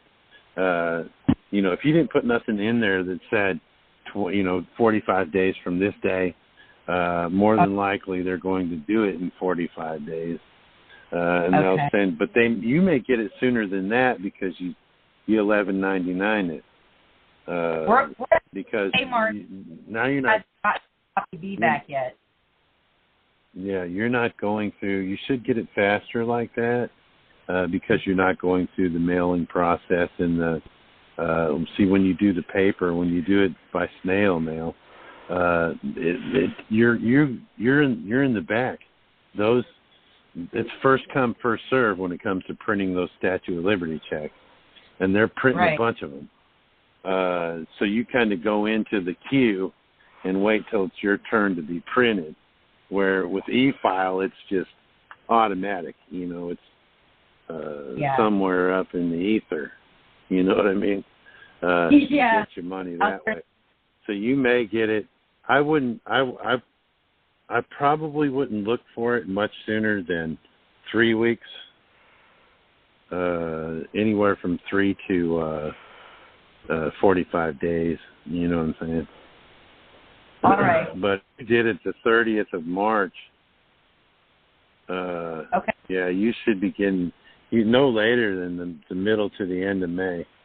You should be getting pay. My husband doesn't have his beneficiary account set up in the bank yet, but he signed all the paperwork with his beneficiary signature, even though he's acting as a trustee and, for her to do the paperwork. Yeah, that's okay. But that's okay. You don't. That bank should he have it switched over to his beneficiary account that he's gotten since then? No, let it come in the way you got it set. You don't want to stifle it or slow it up by going in and trying to correct anything right now. Let it hit the bank. If you do it anymore, get a beneficiary account. If it hits your regular bank account, you need to get that out as soon as possible. Get it out and get it away from the banks as soon as possible. Because they're also running people down electronically. You know what I mean? Like I was saying, I read an article, 82 million people file every year. So there's a lot of paperwork being moved around. And, as well as everyone knows as well as anybody that, computers screw up. Yep. So it's just kind of a thing you got to deal with because they're not going to hire enough people to handle all this stuff by hand. They're not going to do it. But like I said, you should get something by the middle of this month. If you did this in March, if it was there in March. Yeah, we can send it out. Here's the thing. If it's been, if it's been a month already, since it's been in Ogden, if they were going to hit you with the frivolous, they would have done it by now. Okay. That's what I wanted to make sure. Yeah, well, nothing's forever for sure, but usually within a couple of weeks of you filing in Ogden, this is from my experience, y'all. When we were doing the conditional acceptances, within 2 or 3 weeks of Ogden getting the paperwork, they were already trying to send us some stuff like that. But it should go well. It should go well. You should get paid. Takes a little time, Whenever you have work done with the VA, it usually takes 2 months or 2 to 3 months before that doctor gets paid. Because it's it's got to go through all the channels and everything. So. Right. Now they're going to get paid. So does that answer your question? Yeah, but I got one more thing. It'll be real quick, and it's not a question. Okay, please be quick. Yes or no. Chris, I'm taking the time and I'm doing up notes on all of your videos. Not exactly transcripts, but notes on the things that you said from the beginning all the way through. And I'm going to I'll send you a PDF copy of them, and then if you want to give them out, you're welcome to. Or if not, then that's fine. You can't be bothered with it. Yeah, thank you. Thank you. Yeah, no problem. Another thing too, y'all. I believe all the I think on the Telegram channel, all of the videos have been transcribed. So if you ever want to just have a hard copy and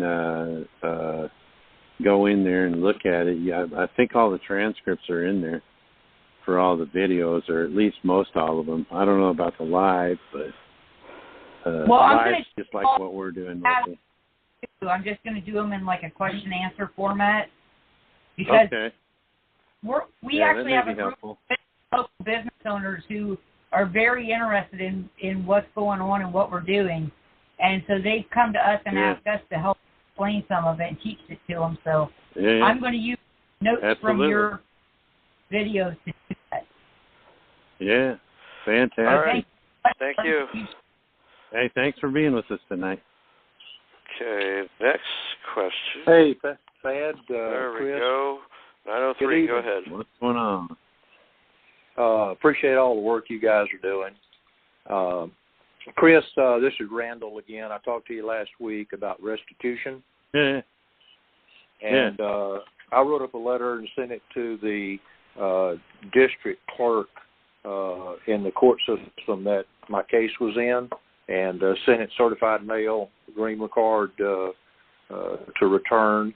And then I wrote a letter and sent that to the U.S. Attorney's Office, notifying them that I'd made full payment.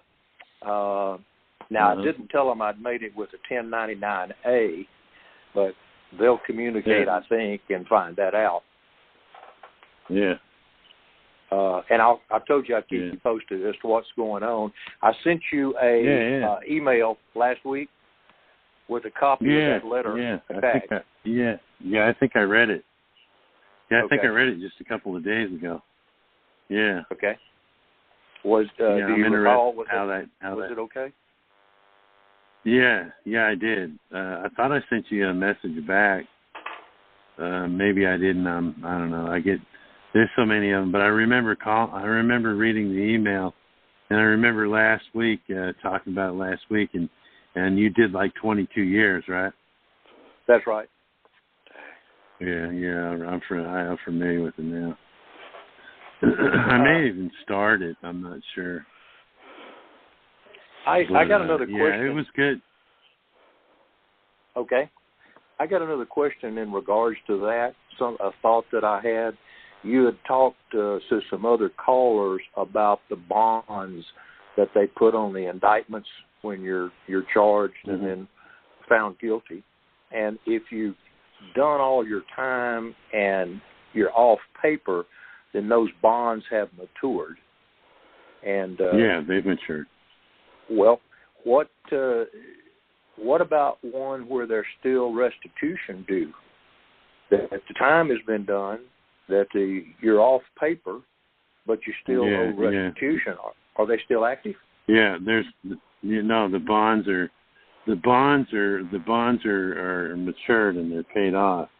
The restitution is something separately. They're just collecting you now. They're just collecting on you now. Okay. That's you should keep going the way you're trying, because I think you're going the right way. And they don't care if they look into this and they go, shit, we could get the money out of this right now. They're going to jump on it. They really are. And then you'll know. And that's you're the first one and the only one I've ever talked to that talked about paying restitution with 1099-A. That's why I'm interested to see where this goes with you. But there's a lot of folks out there that have restitution. Yeah, there are. And it's a shame because they make a shitload of money off you, and then they turn around and they want you to pay them more. Well, it's greed, man. It's greed. Restitution. If things go the way go ahead, Clarence. I was just going to comment. Restitution supposedly is set up to pay the alleged victims, but the government keeps all of it. Yeah. Was the government the victim? No, Yeah, that's they're what they claim. representing. Yeah, they're representing the victim, who is the American people. Yeah, it's all a dog and pony show, man. It's a shell game. Exactly. They're gonna switch stuff around. You know, it's like you're supposed to be, if you're convicted, you're supposed to be able to face your accuser. Well, how in the hell are you going to get the whole state of Tennessee in freaking a courtroom so I can face them? And that's the same thing. Yeah, how can you pay restitution? You know, if you offered gold and silver coin to pay it, would they accept it? No, they wouldn't. So you're never going to settle your restitution debt by paying fiat currency. You're still going to owe them even after you pay it. You didn't lawfully pay for it. The only gold and silver can be used as tender for payment of a debt. Correct. Yeah. So. Yeah, but they'll take it, and all they can get. Hey, I got one final question, so I can let you go, and other people get on. I've got some municipal court, some traffic tickets, and I've got my first appearing coming up here in a couple of weeks. Do I go down there and go in as special appearance on this, or do I wait till I get a jury trial on it? I'd go to the first time you need to go in there. I'd go in there under special appearance. I wouldn't wait. You challenge jurisdiction the minute you walk in there. As soon as they say, "Is Mr. Christopher Allen Hauser here?" No, but I am the beneficiary of the trust in question. I'm here to challenge jurisdiction. Okay. You do that straight. Don't let them move at all, or they assume jurisdiction. All right. How would you handle it if on the citation you got they put your first name as Hauser, your middle name as Allen, and your last name as Christopher? Usually they'll do the. Yeah, go ahead. Yeah, on the citations itself, there are little boxes on there, and it says last name, and so in that they would have put Christopher, middle name Allen, and then your last name would have been Hauser, or your first name, excuse me. No, you're talking about putting your last name first. Yeah. No. What they like to say is that would be like an alias or whatever. You know what I mean? Okay. Well, the cop like that. He filled it out wrong because the summons came to my last name first, meaning my first name, and then my middle name, and then my first name as my last name. Yeah, they had it Just all curious. screwed up. Yeah. What they'll do is they will say, well, you know, it's an honest mistake, and we really know what's going on. They're bad to do that. They really are. So when would you send a CA in on them? Send them their CAs. As soon as I would do it. As soon as you got the offer. If you've already got the offer, I would already send them one. Okay. The offer's the ticket. Okay. You got the ticket, right? Right. I would do it. I don't let a day go by before I start working on the traffic ticket. They've made you an offer you can now conditionally accept. And you can even address the screwed up name thing in the conditional acceptance. You know? Okay. All right. So well, does that answer your question? That does. I appreciate it. Thanks for all your help. Much. You bet. Yeah, have a good day, buddy. Okay, so let's go up here.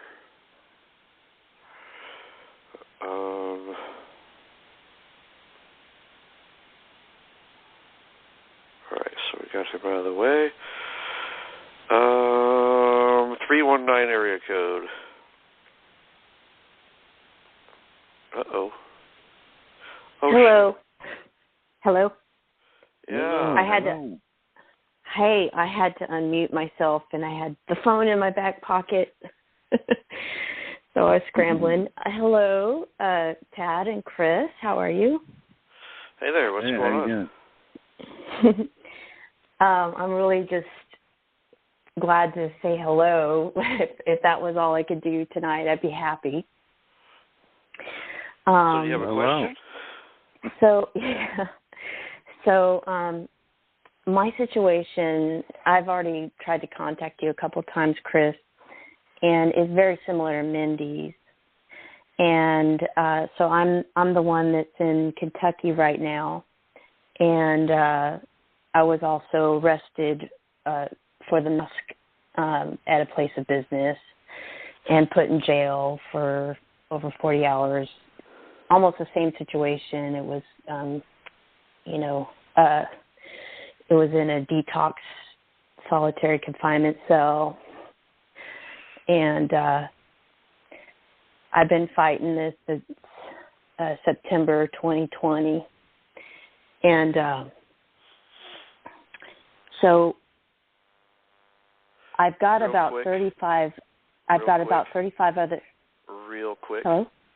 Contact me at the website, youhavetheright.com. I will put you in touch with the Kentucky Jural Assembly. Okay. And they have common law grand juries, and they're dealing with issues just like this, and they can help you. Yeah. Great. What was the charge?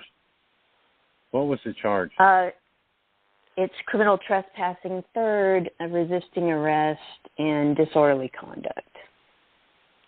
How you like how they do that? It's not wearing the mask. You're not charged for not wearing the mask. You're charged for trespassing because you wasn't wearing the I've got about 35 names of people who have been arrested similarly across the United States, Chris. And what I've in my research I've found is it's a scheme. It's an arrest scheme that's using a style of arrest that was popular in the 1950s and 60s. It's already been duplicated. They're duplicating what they did during the sit-ins of the 1960s.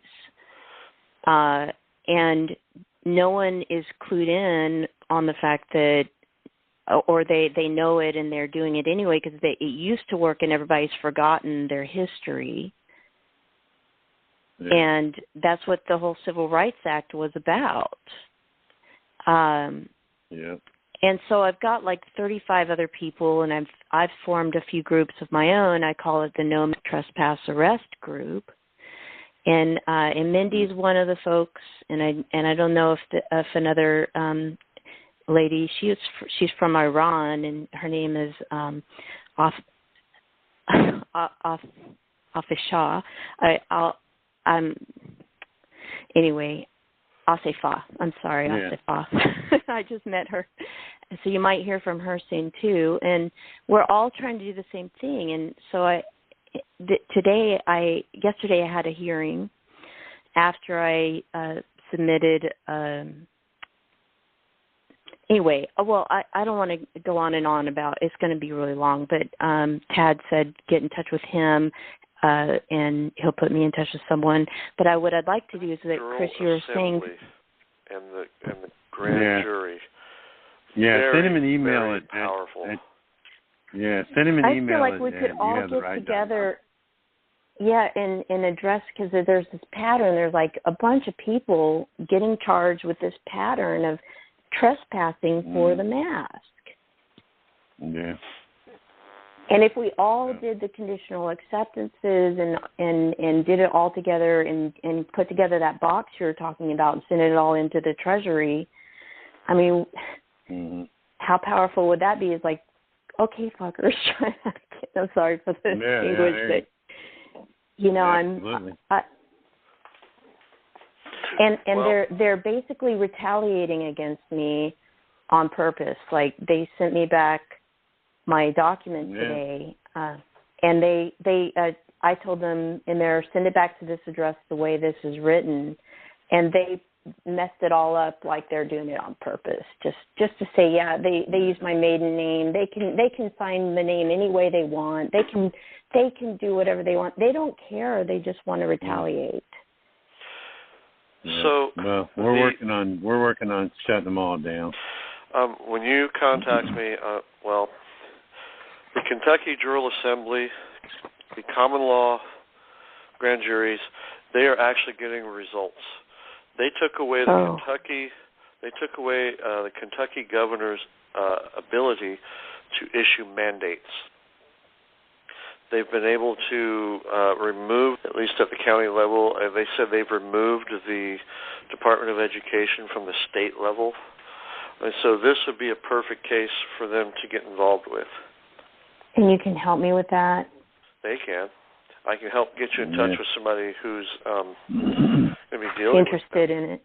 Yeah, because they're training us, or they will be here in Oregon. Set up the same thing. I lived in Oregon for a long time. By the way, my mom's in Eugene. Okay, well that's where I'm at. I got my degree there from U of O, so.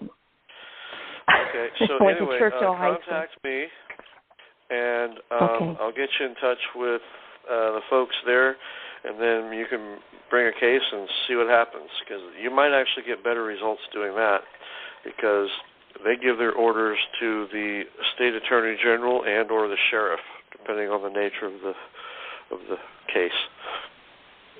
Yeah, y'all need to start looking in. Yeah, y'all need to start trying to look into these in your state. Get involved. Get your friends involved. Yep. This is the only way that we're going to be able to take this country back. Protesting is not going to get it. Nope. It's right. not. I know. We have to take it back if we have to take it back by force. Well, so what they also did is watch videos by Red Beckman.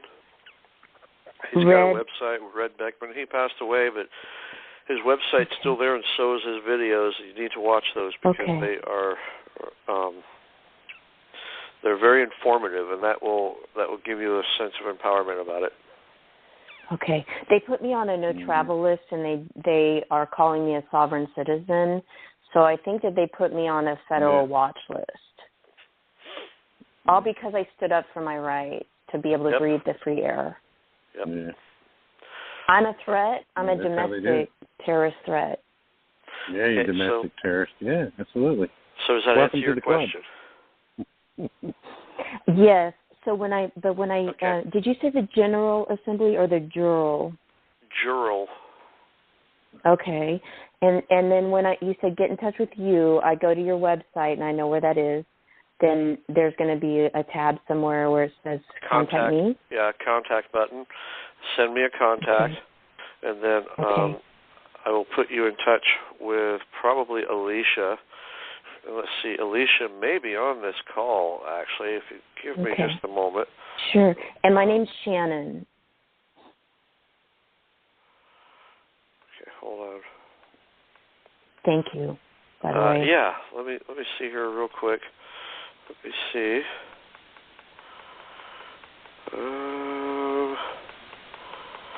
So far, I don't see her. Okay.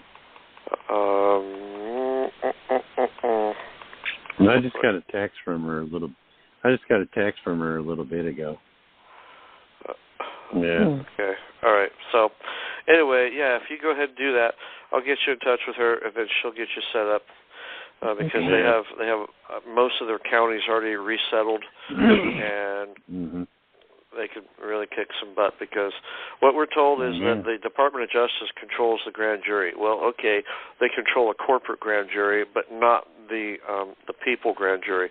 The people's grand jury is above the government, above the Constitution. It is our right as a people. The grand juries that are out there now are de facto.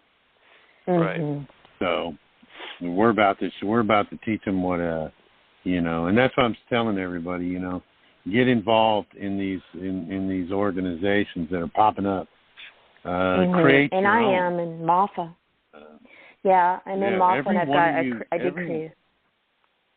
Yeah, every one of you all out there in your prospective counties, all you need to do is get 26 or 27 people together to create a constitutional grand jury. Well, it takes more than that. That's all it takes. No, it doesn't. I thought it was 27. Well, no. It takes more than just getting people together, and that's part of the training we're going to be going over. If you want. Yeah. So, okay, thank you very much. Thank you so much, and I appreciate it very, very much. You bet. Yeah. Okay, let's see here. Next question. There we go. 518 area code. Go ahead. Hey, gentlemen, can you hear me? Go ahead. Yeah. Go ahead. Can you hear me now? Go Hello? ahead. Yeah, we can hear you. Yes. Thank you. Sorry, guys. Thank you for doing this. I have a quick question about sending everything to the Treasury after the conditional acceptance and after the claim of lien. The claims of lien were recorded on the county recorder's office where the deeds are recorded, so they have the original. Is that going to be a problem to just send a copy of those to the Treasury? So you sent the originals to the county? Yeah. That's what you did? Yeah. You can create originals. Go out and create them. I can recreate them. Okay. Yeah, you can. You can recreate them. You can, but make sure all of the information is exactly what you do. If you guys want to record these in your counties, that's fine. You can do that if you want. I would suggest, if you really want to make it a public record, I would suggest taking it to your newspaper, your local newspaper, and running an ad. Put your claim of lien in an ad. Run it 3 Sundays. That's all you really need to do. Then it's public. It's been publicly noticed. You put it in the county, and people may not know about it like they will if they read about it in the paper. But you can go out and print the same claims of liens out. I'm sure you got them in a Word document somewhere. Yeah. Print them out again and go down and have them notarized. Okay. And then send those in. No, we never did that. We never filed them in the county courthouse. We never did that. We just sent the originals on. The reason why we didn't even consider that is because we'd already done them, the UCC ones, which is a public notice. You know what I mean? You file a UCC one, you filed a public notice. So, yeah. So they may not even know that these were filed in the county. Well, if you file them in the county, and you go into the office and you file it against the county, one of the judges or one of the clerks, whoever you filed that with is going to take a copy of it up to the judge. They're going to say, "Hey, man, look at this guy," because they all work together. They're all working together in the same courthouse. A lot of them go out and eat dinner and shit together. Yeah, right. You know what I mean? Hey, there's a guy coming in here today, man. And see, they have to file that when you take that in there. They have to file it. Yeah, they did. They may They're not all want in there. to. Yeah, but they'll file them. But I tell you, they're going to go right away and make a copy of it and take it right to that judge or that clerk or that prosecutor. If you're doing it to a business or something like that, they may not notice them of it. Yeah, they were all legal officials, public officials. Thank you, Chris. That's helpful. So I know I need to recreate those. The other issue that I'm having is that about 6 out of 20-something of my conditional acceptances were actually not received. They were not returned, but I didn't get any green card back, and the system, the USPS system, says that they are stuck at a post office. that they're in transit, but they've never left the next place that they went to. Yeah. Well, here's the thing about it. It's best to have the green cards. It's best to have, if you don't have those, then the next best thing is the print off from the tracking that they were delivered. But really, they were not delivered. It doesn't. Yeah, that's what I'm saying. Say they never even leave the post office that you went down and had them certified at. They're still accepted because the postal rule says they're accepted. You're using the post office as the applied contractor. They're actually the postmaster. When you go in there and you pay them the money and you hand them the paperwork, and as soon as you walk away, they were accepted. Before they even left the office, the post office, they were already accepted. They were accepted on behalf of the post office. I've done, and I know this works because I've had a couple of them that were returned. The green card still on them and everything, returned back to me unreceived, and I still did the claim of lien and the contract with the Treasury, and the Treasury agreed to the contract. So don't worry about it. Did you include the green cards that you did have? Yeah, I included the ones that I had. Okay, and just left the other ones out? Yeah. And the other thing I did not do is... Go ahead, Chris, I'm sorry. Yeah, go ahead. No. I was just going to say the other thing that I forgot to do was add the principals. So, for example, the county court, and then the Department of Justice, and the state, and the other entities involved. Can I still add them now, even though they didn't get... Well, actually, their agents got the conditional acceptance. You sent the contract. Have you sent the contract already? No. Yeah, you can. So add all the principals. You can add them now. As long as you haven't sent the contract. If you're still waiting on the green cards to come back, anything that you made a mistake on, anything that you've made a mistake, even the ones that are stuck at a post office somewhere, may still be delivered, and you may get the green cards back on them before you do the contract. Treat it as if you got them all, and do the principal, and send those out. You can send those out too. Just keep track of your contract numbers. Make sure you keep those straight. Okay. Because they will look at that. When the Treasury gets a hold of these contracts, they look at them papers. They go over all them papers. They want to make sure because you're giving them power of attorney to make corrections. If they don't make the corrections, if they're not real good at making the corrections, they could be in trouble. So, they look at them. The contracts, they're not like the tax documents. They're not like sending 1099-A in. Treasury will actually break them down. Let's look at these things. Let's make sure everything's right. The TBI did, when they were trying to build a case against us, they broke it down. They had teams of I'm sure they had some accountants in there doing some stuff. So I guarantee you the Treasury will. Yeah, any mistakes that you make, and think about it this way too. If you make a mistake and you don't send something in, you're giving them the power of attorney to fix everything. So if something's missing that they think should be there, they're going to fix it and put it there. That's the way they do. They're about the money. I'm telling you right now, the Treasury is about the money. They're going to get it, and they're going to make sure they get it the right way.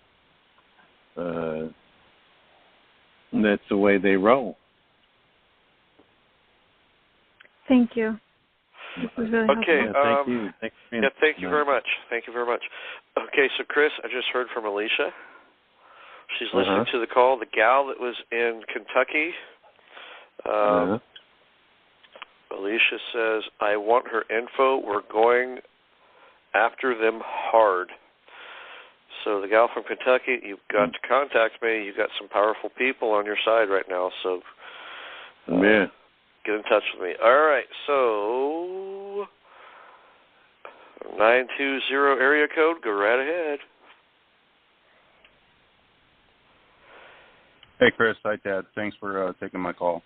You bet. Sure, man. Chris, I have a question. For a 1099A home acquisition, that I'm hearing there's quite a bit of delay on funding that instrument. Some people over 45, 60 days, and we still don't have, any movement on the escrow accounts getting funded. If I am 6 weeks into 45 days into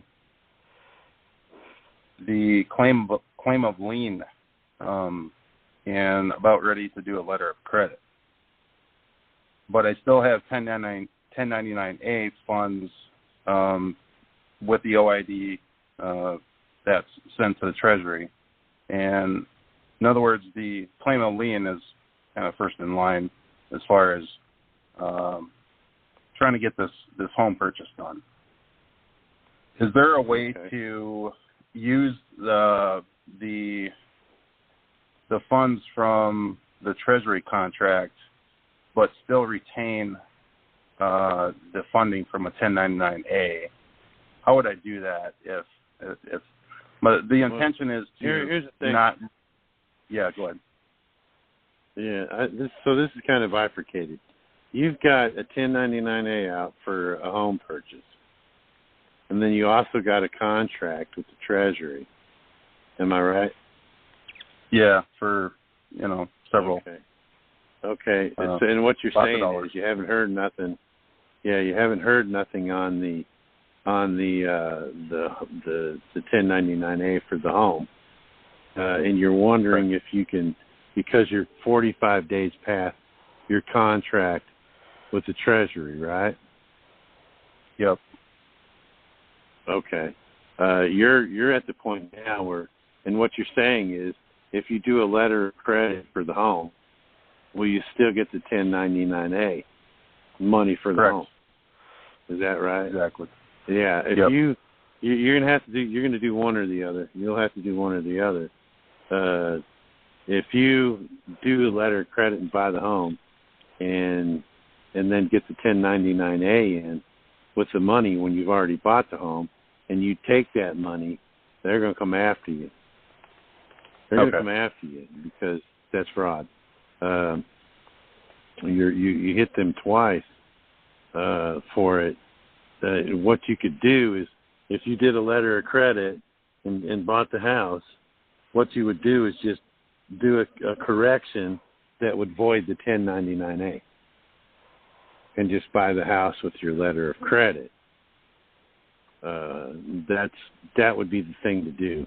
If you've got a contract with the Treasury and you've got millions of dollars as your 65%, what do you care if you're buying a couple $100,000 home? What do you care if the 1099A pays for it? You're rich. You know what I mean? You don't know what your contract was, what your part was, but I mean, if you're like me, I'm not going to buy no $6-7 million home. I'm not going to do that. So when it comes time, where I'm at, home prices are pretty low. Where I'm at, I'm probably only going to spend about $800,000 or $900,000, and I'm going to get a fairly nice log home. That's kind of what we're looking at because of the area we live in. But I'm not going to spend $3 or $4 or $6 million on a home. I don't need that. I'm pushing 60. I'm not even, everybody's wanting a 2-story log home, but if I get one, y'all, I'm going to have to probably put an elevator in it. I don't want to go up and downstairs. But you know, if you're going to do the letter of credit, and we're going to do that in about 3 weeks, y'all. And I think that's maybe even sooner. Maybe in 2 weeks. Do the letter of credit. Tad and I were talking about that briefly today.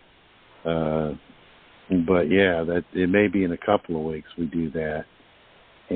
But those videos that when we do that letter of credit and putting it on Tad's website, youhavetheright.com, you guys will be able to find it there. And we're going to roundtable this Zoom conference with folks that are, you know, like you. You got your contract's 45 days over, and you really need to learn how to do the letter of credit, get this ball rolling. So, you know, that's how we're going to do it. We've already got a few people that are well past their 45 days, and it's time to start getting the funds. So, but you'll be able to see that. That'll be on Tad's, like I said, that'll be on Tad's website, where you'll be able to watch the Zoom meeting and learn it. And the reason I think we need to do it that way is because if I'm explaining the letter of credit and I've got 4 or 5 people around me that are writing it, they're going to ask me questions that I wouldn't have thought of. So I think we're going to get a lot more thorough class out of this than me just sitting up there talking about a letter of credit. I think that's the best way to go, because this is where the money's at. You know, I've been saying all along, the 1099A, buying a $100,000 car is chump change. The real money's in this letter of credit, y'all. So maybe I can even get Wacko to sit in on it with us. I'll see. Oh, that'd be cool. Yeah. That way I won't be the only wacko. Yeah. He's gone through the process. He knows what it's about. Okay. But look, y'all, you can Google, like Tad was telling me, man. He got on there and was looking around at letters of credit, and they're easy. They're pretty easy to understand, aren't they, Tad? They're pretty basic. Yeah. Some are 1 page, some are 3, some are 6. I'd rather just keep it simple. Yeah, that's what I'm thinking. At least once we get it started, anyway. We need to keep it simple while we're teaching it.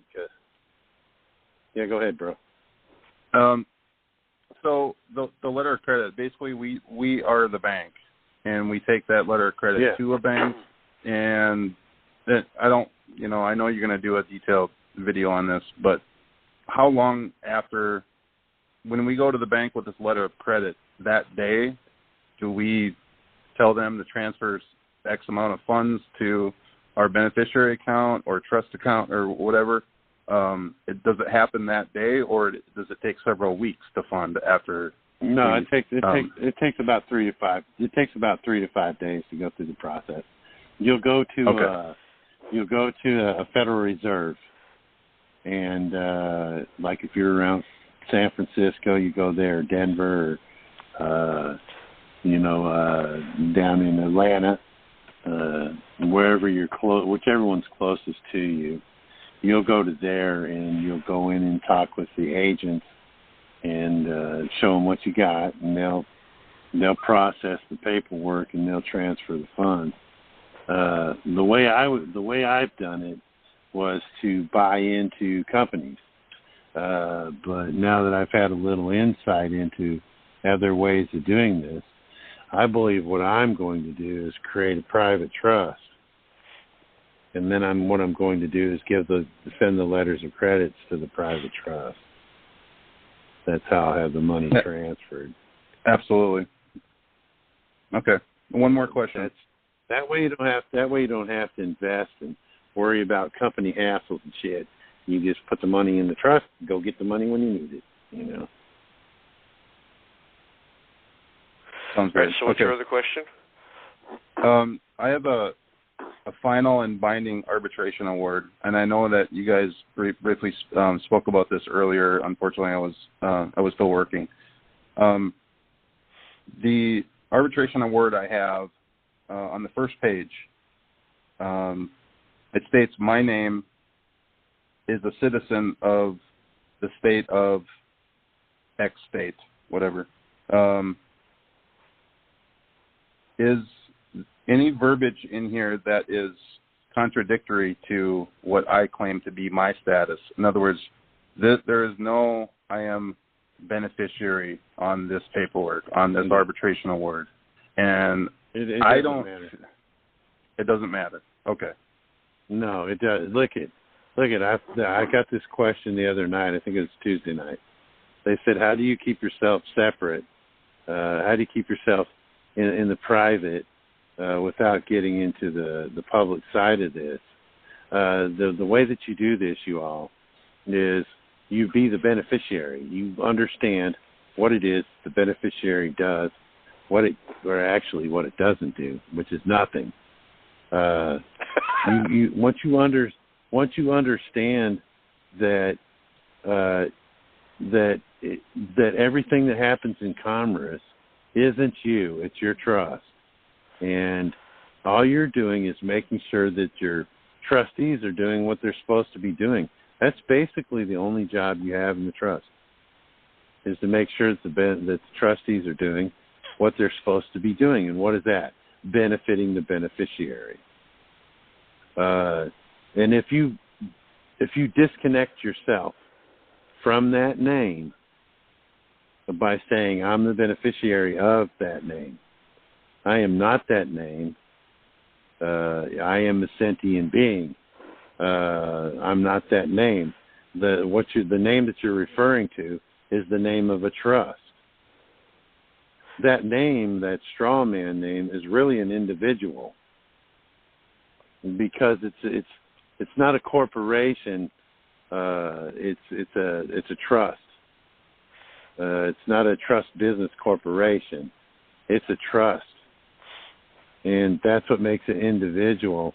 In a corporation, it's more than an entity, because it has multiple investors and it has multiple board members. You know what I mean? That's why it can't be an individual. Okay, so just as long as I send a contract very similar to my CA claim a lien treasury contract package on this arbitration contract, monetized just like I did on the claims of lien, I should be good to go. Yeah, absolutely. Okay. And then you're contracting. Remember, you're giving part of that up. It's like you're sending it to be collected at a third-party debt collector. What the company did is they sent that debt or sold that debt to a third-party debt collector. They're the ones taking the chance, and they're the ones that stand to profit the most if you pay out. And that's what they're gambling on. And when you do that with the Treasury, there's no gambling. Treasury's like, I'm going to get this money. Hey, watch this. Hold my beer. Watch me get this money. And they get it. They don't play around. They're not gambling. Like I said in the past, if there isn't any money on that bond, they'll put some money on that bond. If there isn't any money on that arbitration agreement, they'll put some money on it. But there's signatures on there. You know, it's been monetized. It does have money on it. You put it in there by your signature. You are the full faith and credit of the American people. That's how this all works. It's supposed to have been working the way we're starting to work it since 1933, y'all. You know, almost 100 years. Well, 90 years. Yeah. And now people are figuring it out. So. Okay, so does that answer your question? Yeah, it's treble damages for a mortgage that they defaulted on this contract, treble damages. I'm going to send it out. I was just needed some clarification on that. I really appreciate you guys' time. Thank you very much. Man. You're welcome. All right, thank you. Thanks for joining the show tonight. Okay, so you guys, we got one more question, and then we're going to call it good. Hey, hi guys. Go right ahead. Yes. This is Diana in Florida. A friend of mine and I have come into an agreement to do a trust action together, and I'm the trustee in the trust action, providing a product for her. And I don't have a company name or an EIN registered with the state. So I have a couple of questions to clarify, getting the accuracy on all the completed forms. And with regard to the OID, in the box that is the recipient's TIN, would I put my Social Security number there? I would, seeing how you don't have anything else. Okay, I just want to clarify that. You don't have to have an EIN or any of that other stuff because you are right. I just want to make sure if I put I should have my social in there. And then the next one is like when I put my recipient's name, my beneficiary name, would I put beneficiary after the name?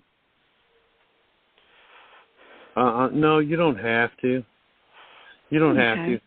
The reason people see that is because it was working kind of opposite. We did these claim of liens, and so when we did these 1099As, what we were doing is we were really getting into the people who we liened. We were getting into their trust. Right. We were acting as trustees in their trust because they gave us their power of attorney to create these liens. So we had the option to get into their trust at that point. Mm-hmm. So we were really acting as trustees, but we signed as beneficiaries because we're beneficiaries in our own trust. You could put, when you do that and you sign your name, instead of putting, you could leave title blank if you wanted to. Or you could put in you mean on the 1096? Yeah, on the 1096. You can put in, you could leave it blank, or you could put in trustee. Because you're working as a trustee. Yeah, because I think that's what because then so on the 1096, I would also have my Social Security number in that box too, where in box 2 it says and then so then on when I fill in, you said it's optional then, like when I do on the 1096 for the filer's name, I could put beneficiary or not. Yeah. Okay, and then then the next question is you're a beneficiary in your own trust, so you can add it on there. You can put it on there, but it's not necessary. You know what I'm saying? Yeah, because I'm the trustee in this particular trust action. So on my PO number, the PO number that I made for my client is that amount I know is going to go in box 1 on the OID. Is it also going to go in box 8 on the OID, where it says original issue discount on U.S. Treasury obligations? Yeah. Let me explain that. Okay. If this is the first time you're acting as a trustee for this, right? Ever, right? For anybody, right? This year. Mm-hmm. When you if this is your first time as a trustee this year for anyone's trust, then you leave one blank and you put the amount in box 8. Oh, so box 1 is blank. Yeah. So say you're going to sell. You're going to make this transaction with the beneficiary that's buying your product, and 3 months from now you do the same thing. You do it again. The next time you fill it out, you'll fill it out in box 8 and box 1. Oh, okay. If you read the directions, it actually tells you not to fill it in box 1 until the second time of doing this. Okay. The first time in the year, you leave box 1 blank. And see what that does is that tells them the first time you did it, oh, this is the first time she did this year. And then the next one you send, right? It'll be that. Well, okay. Now, would I put a 0 there or just leave it blank, literally in box 1? You put a 0. All those other boxes, if you put a 0 with a line through it, that's how you want to do it. Any amount that you are going 0, instead of putting 0.00, just put a 0 with a line through it. Right, because I saw that on your video that you zeros, yeah, $0 and 00 cents is still an amount. It's still an amount. It's like back when you were learning quadratic equations. Right. 0 was still an amount. It's in the middle of the positive and the negative, so it's still an amount. That's why it's best to do it like that. But, yes. Did okay. That answer so your in question? box, so for box 2, 3, 5, 4, 5, and 6, those are all going to be a 0 with a line, and then the 9, 10, and 11 are the 0.00. Yeah. And that's what I saw in your video. Yeah. What you want to do, look at the boxes and see what their titles are. I mean, you don't want to pay taxes, do you? Right, exactly. I just want to make sure because that's what I saw in your video, so I just wanted to duplicate it. Yeah. And then let's see, and then on the last thing was the reason you see in my video, the reason you see it in box, the reason that you see it in box 1 and box 8, because that was the second time that year I did that. That's why you see 12 million. I think it was it 12? I think it was 12 million in the video. That's why you see that, because that was the second time the year I did that. Yeah. Yeah. Okay, so then now, mind you, because I am documenting this, I'm doing a detailed video, step-by-step instructional video on this, and because I want to share this with people, and so I want to be able to explain how the date 2022 calendar year would be on the OID, even though all the other paperwork is for 2021. The other forms are 2021. How do I explain the difference in the dates? That's not going to matter. That's not going to matter. But would it matter if I put 2021 on the OID? So they all match? You put 2021 on, and you did that. Did you do the 1099A with the 22? No, the 1099A, when she sends me the 1099A, it's going to be the 2021. So would I put the 2021 on the OID? Yeah. Okay, then all the dates, all the year dates will match. Okay, well then that answers everything. I just wanted to know for anybody out there who wants. That really doesn't. When you guys file these things, it really doesn't matter. The dates on them really doesn't matter on the documents that you're using because they know. If they see one there and it's not the same date, but it hasn't been revised to where something it's actually laid out different or something like that, they're not even going to worry about it. They're going to look at it and say, okay, do it like this. Yeah, because, that reminds me that because the actual PO is dated for this year. So should I go ahead then and put the 2022 on the OID then? Yeah, I probably would. But it's not going to hurt. I mean, if you want to cross the I's and dot the T's, it's not going to hurt. Do it that way. They're going to accept it. Yeah, okay, that sounds good. So I just want to put it out there. If anybody wants to follow my progress, they can contact me by my email at Diana. Well, hold on. Diana'sNews.com. Hold on. If they want to follow my progress. Giving emails out, you're going to get swamped. Oh, maybe not. Yeah. but I figured I was serious people that want to follow me. Yeah. So. All right. Well, no big thank deal. you very much. All right. Okay, yeah, thanks so much. Okay. Hey, thanks for jumping in. everybody, thank you very much for joining us. Go to youhavetheright.com to get on our mailing list. That's very important. And also think about supporting us financially by joining our monthly membership. It is a valuable thing to do. And Chris, thank you as well. And we'll see all of you again, hopefully, next week. Good night, folks.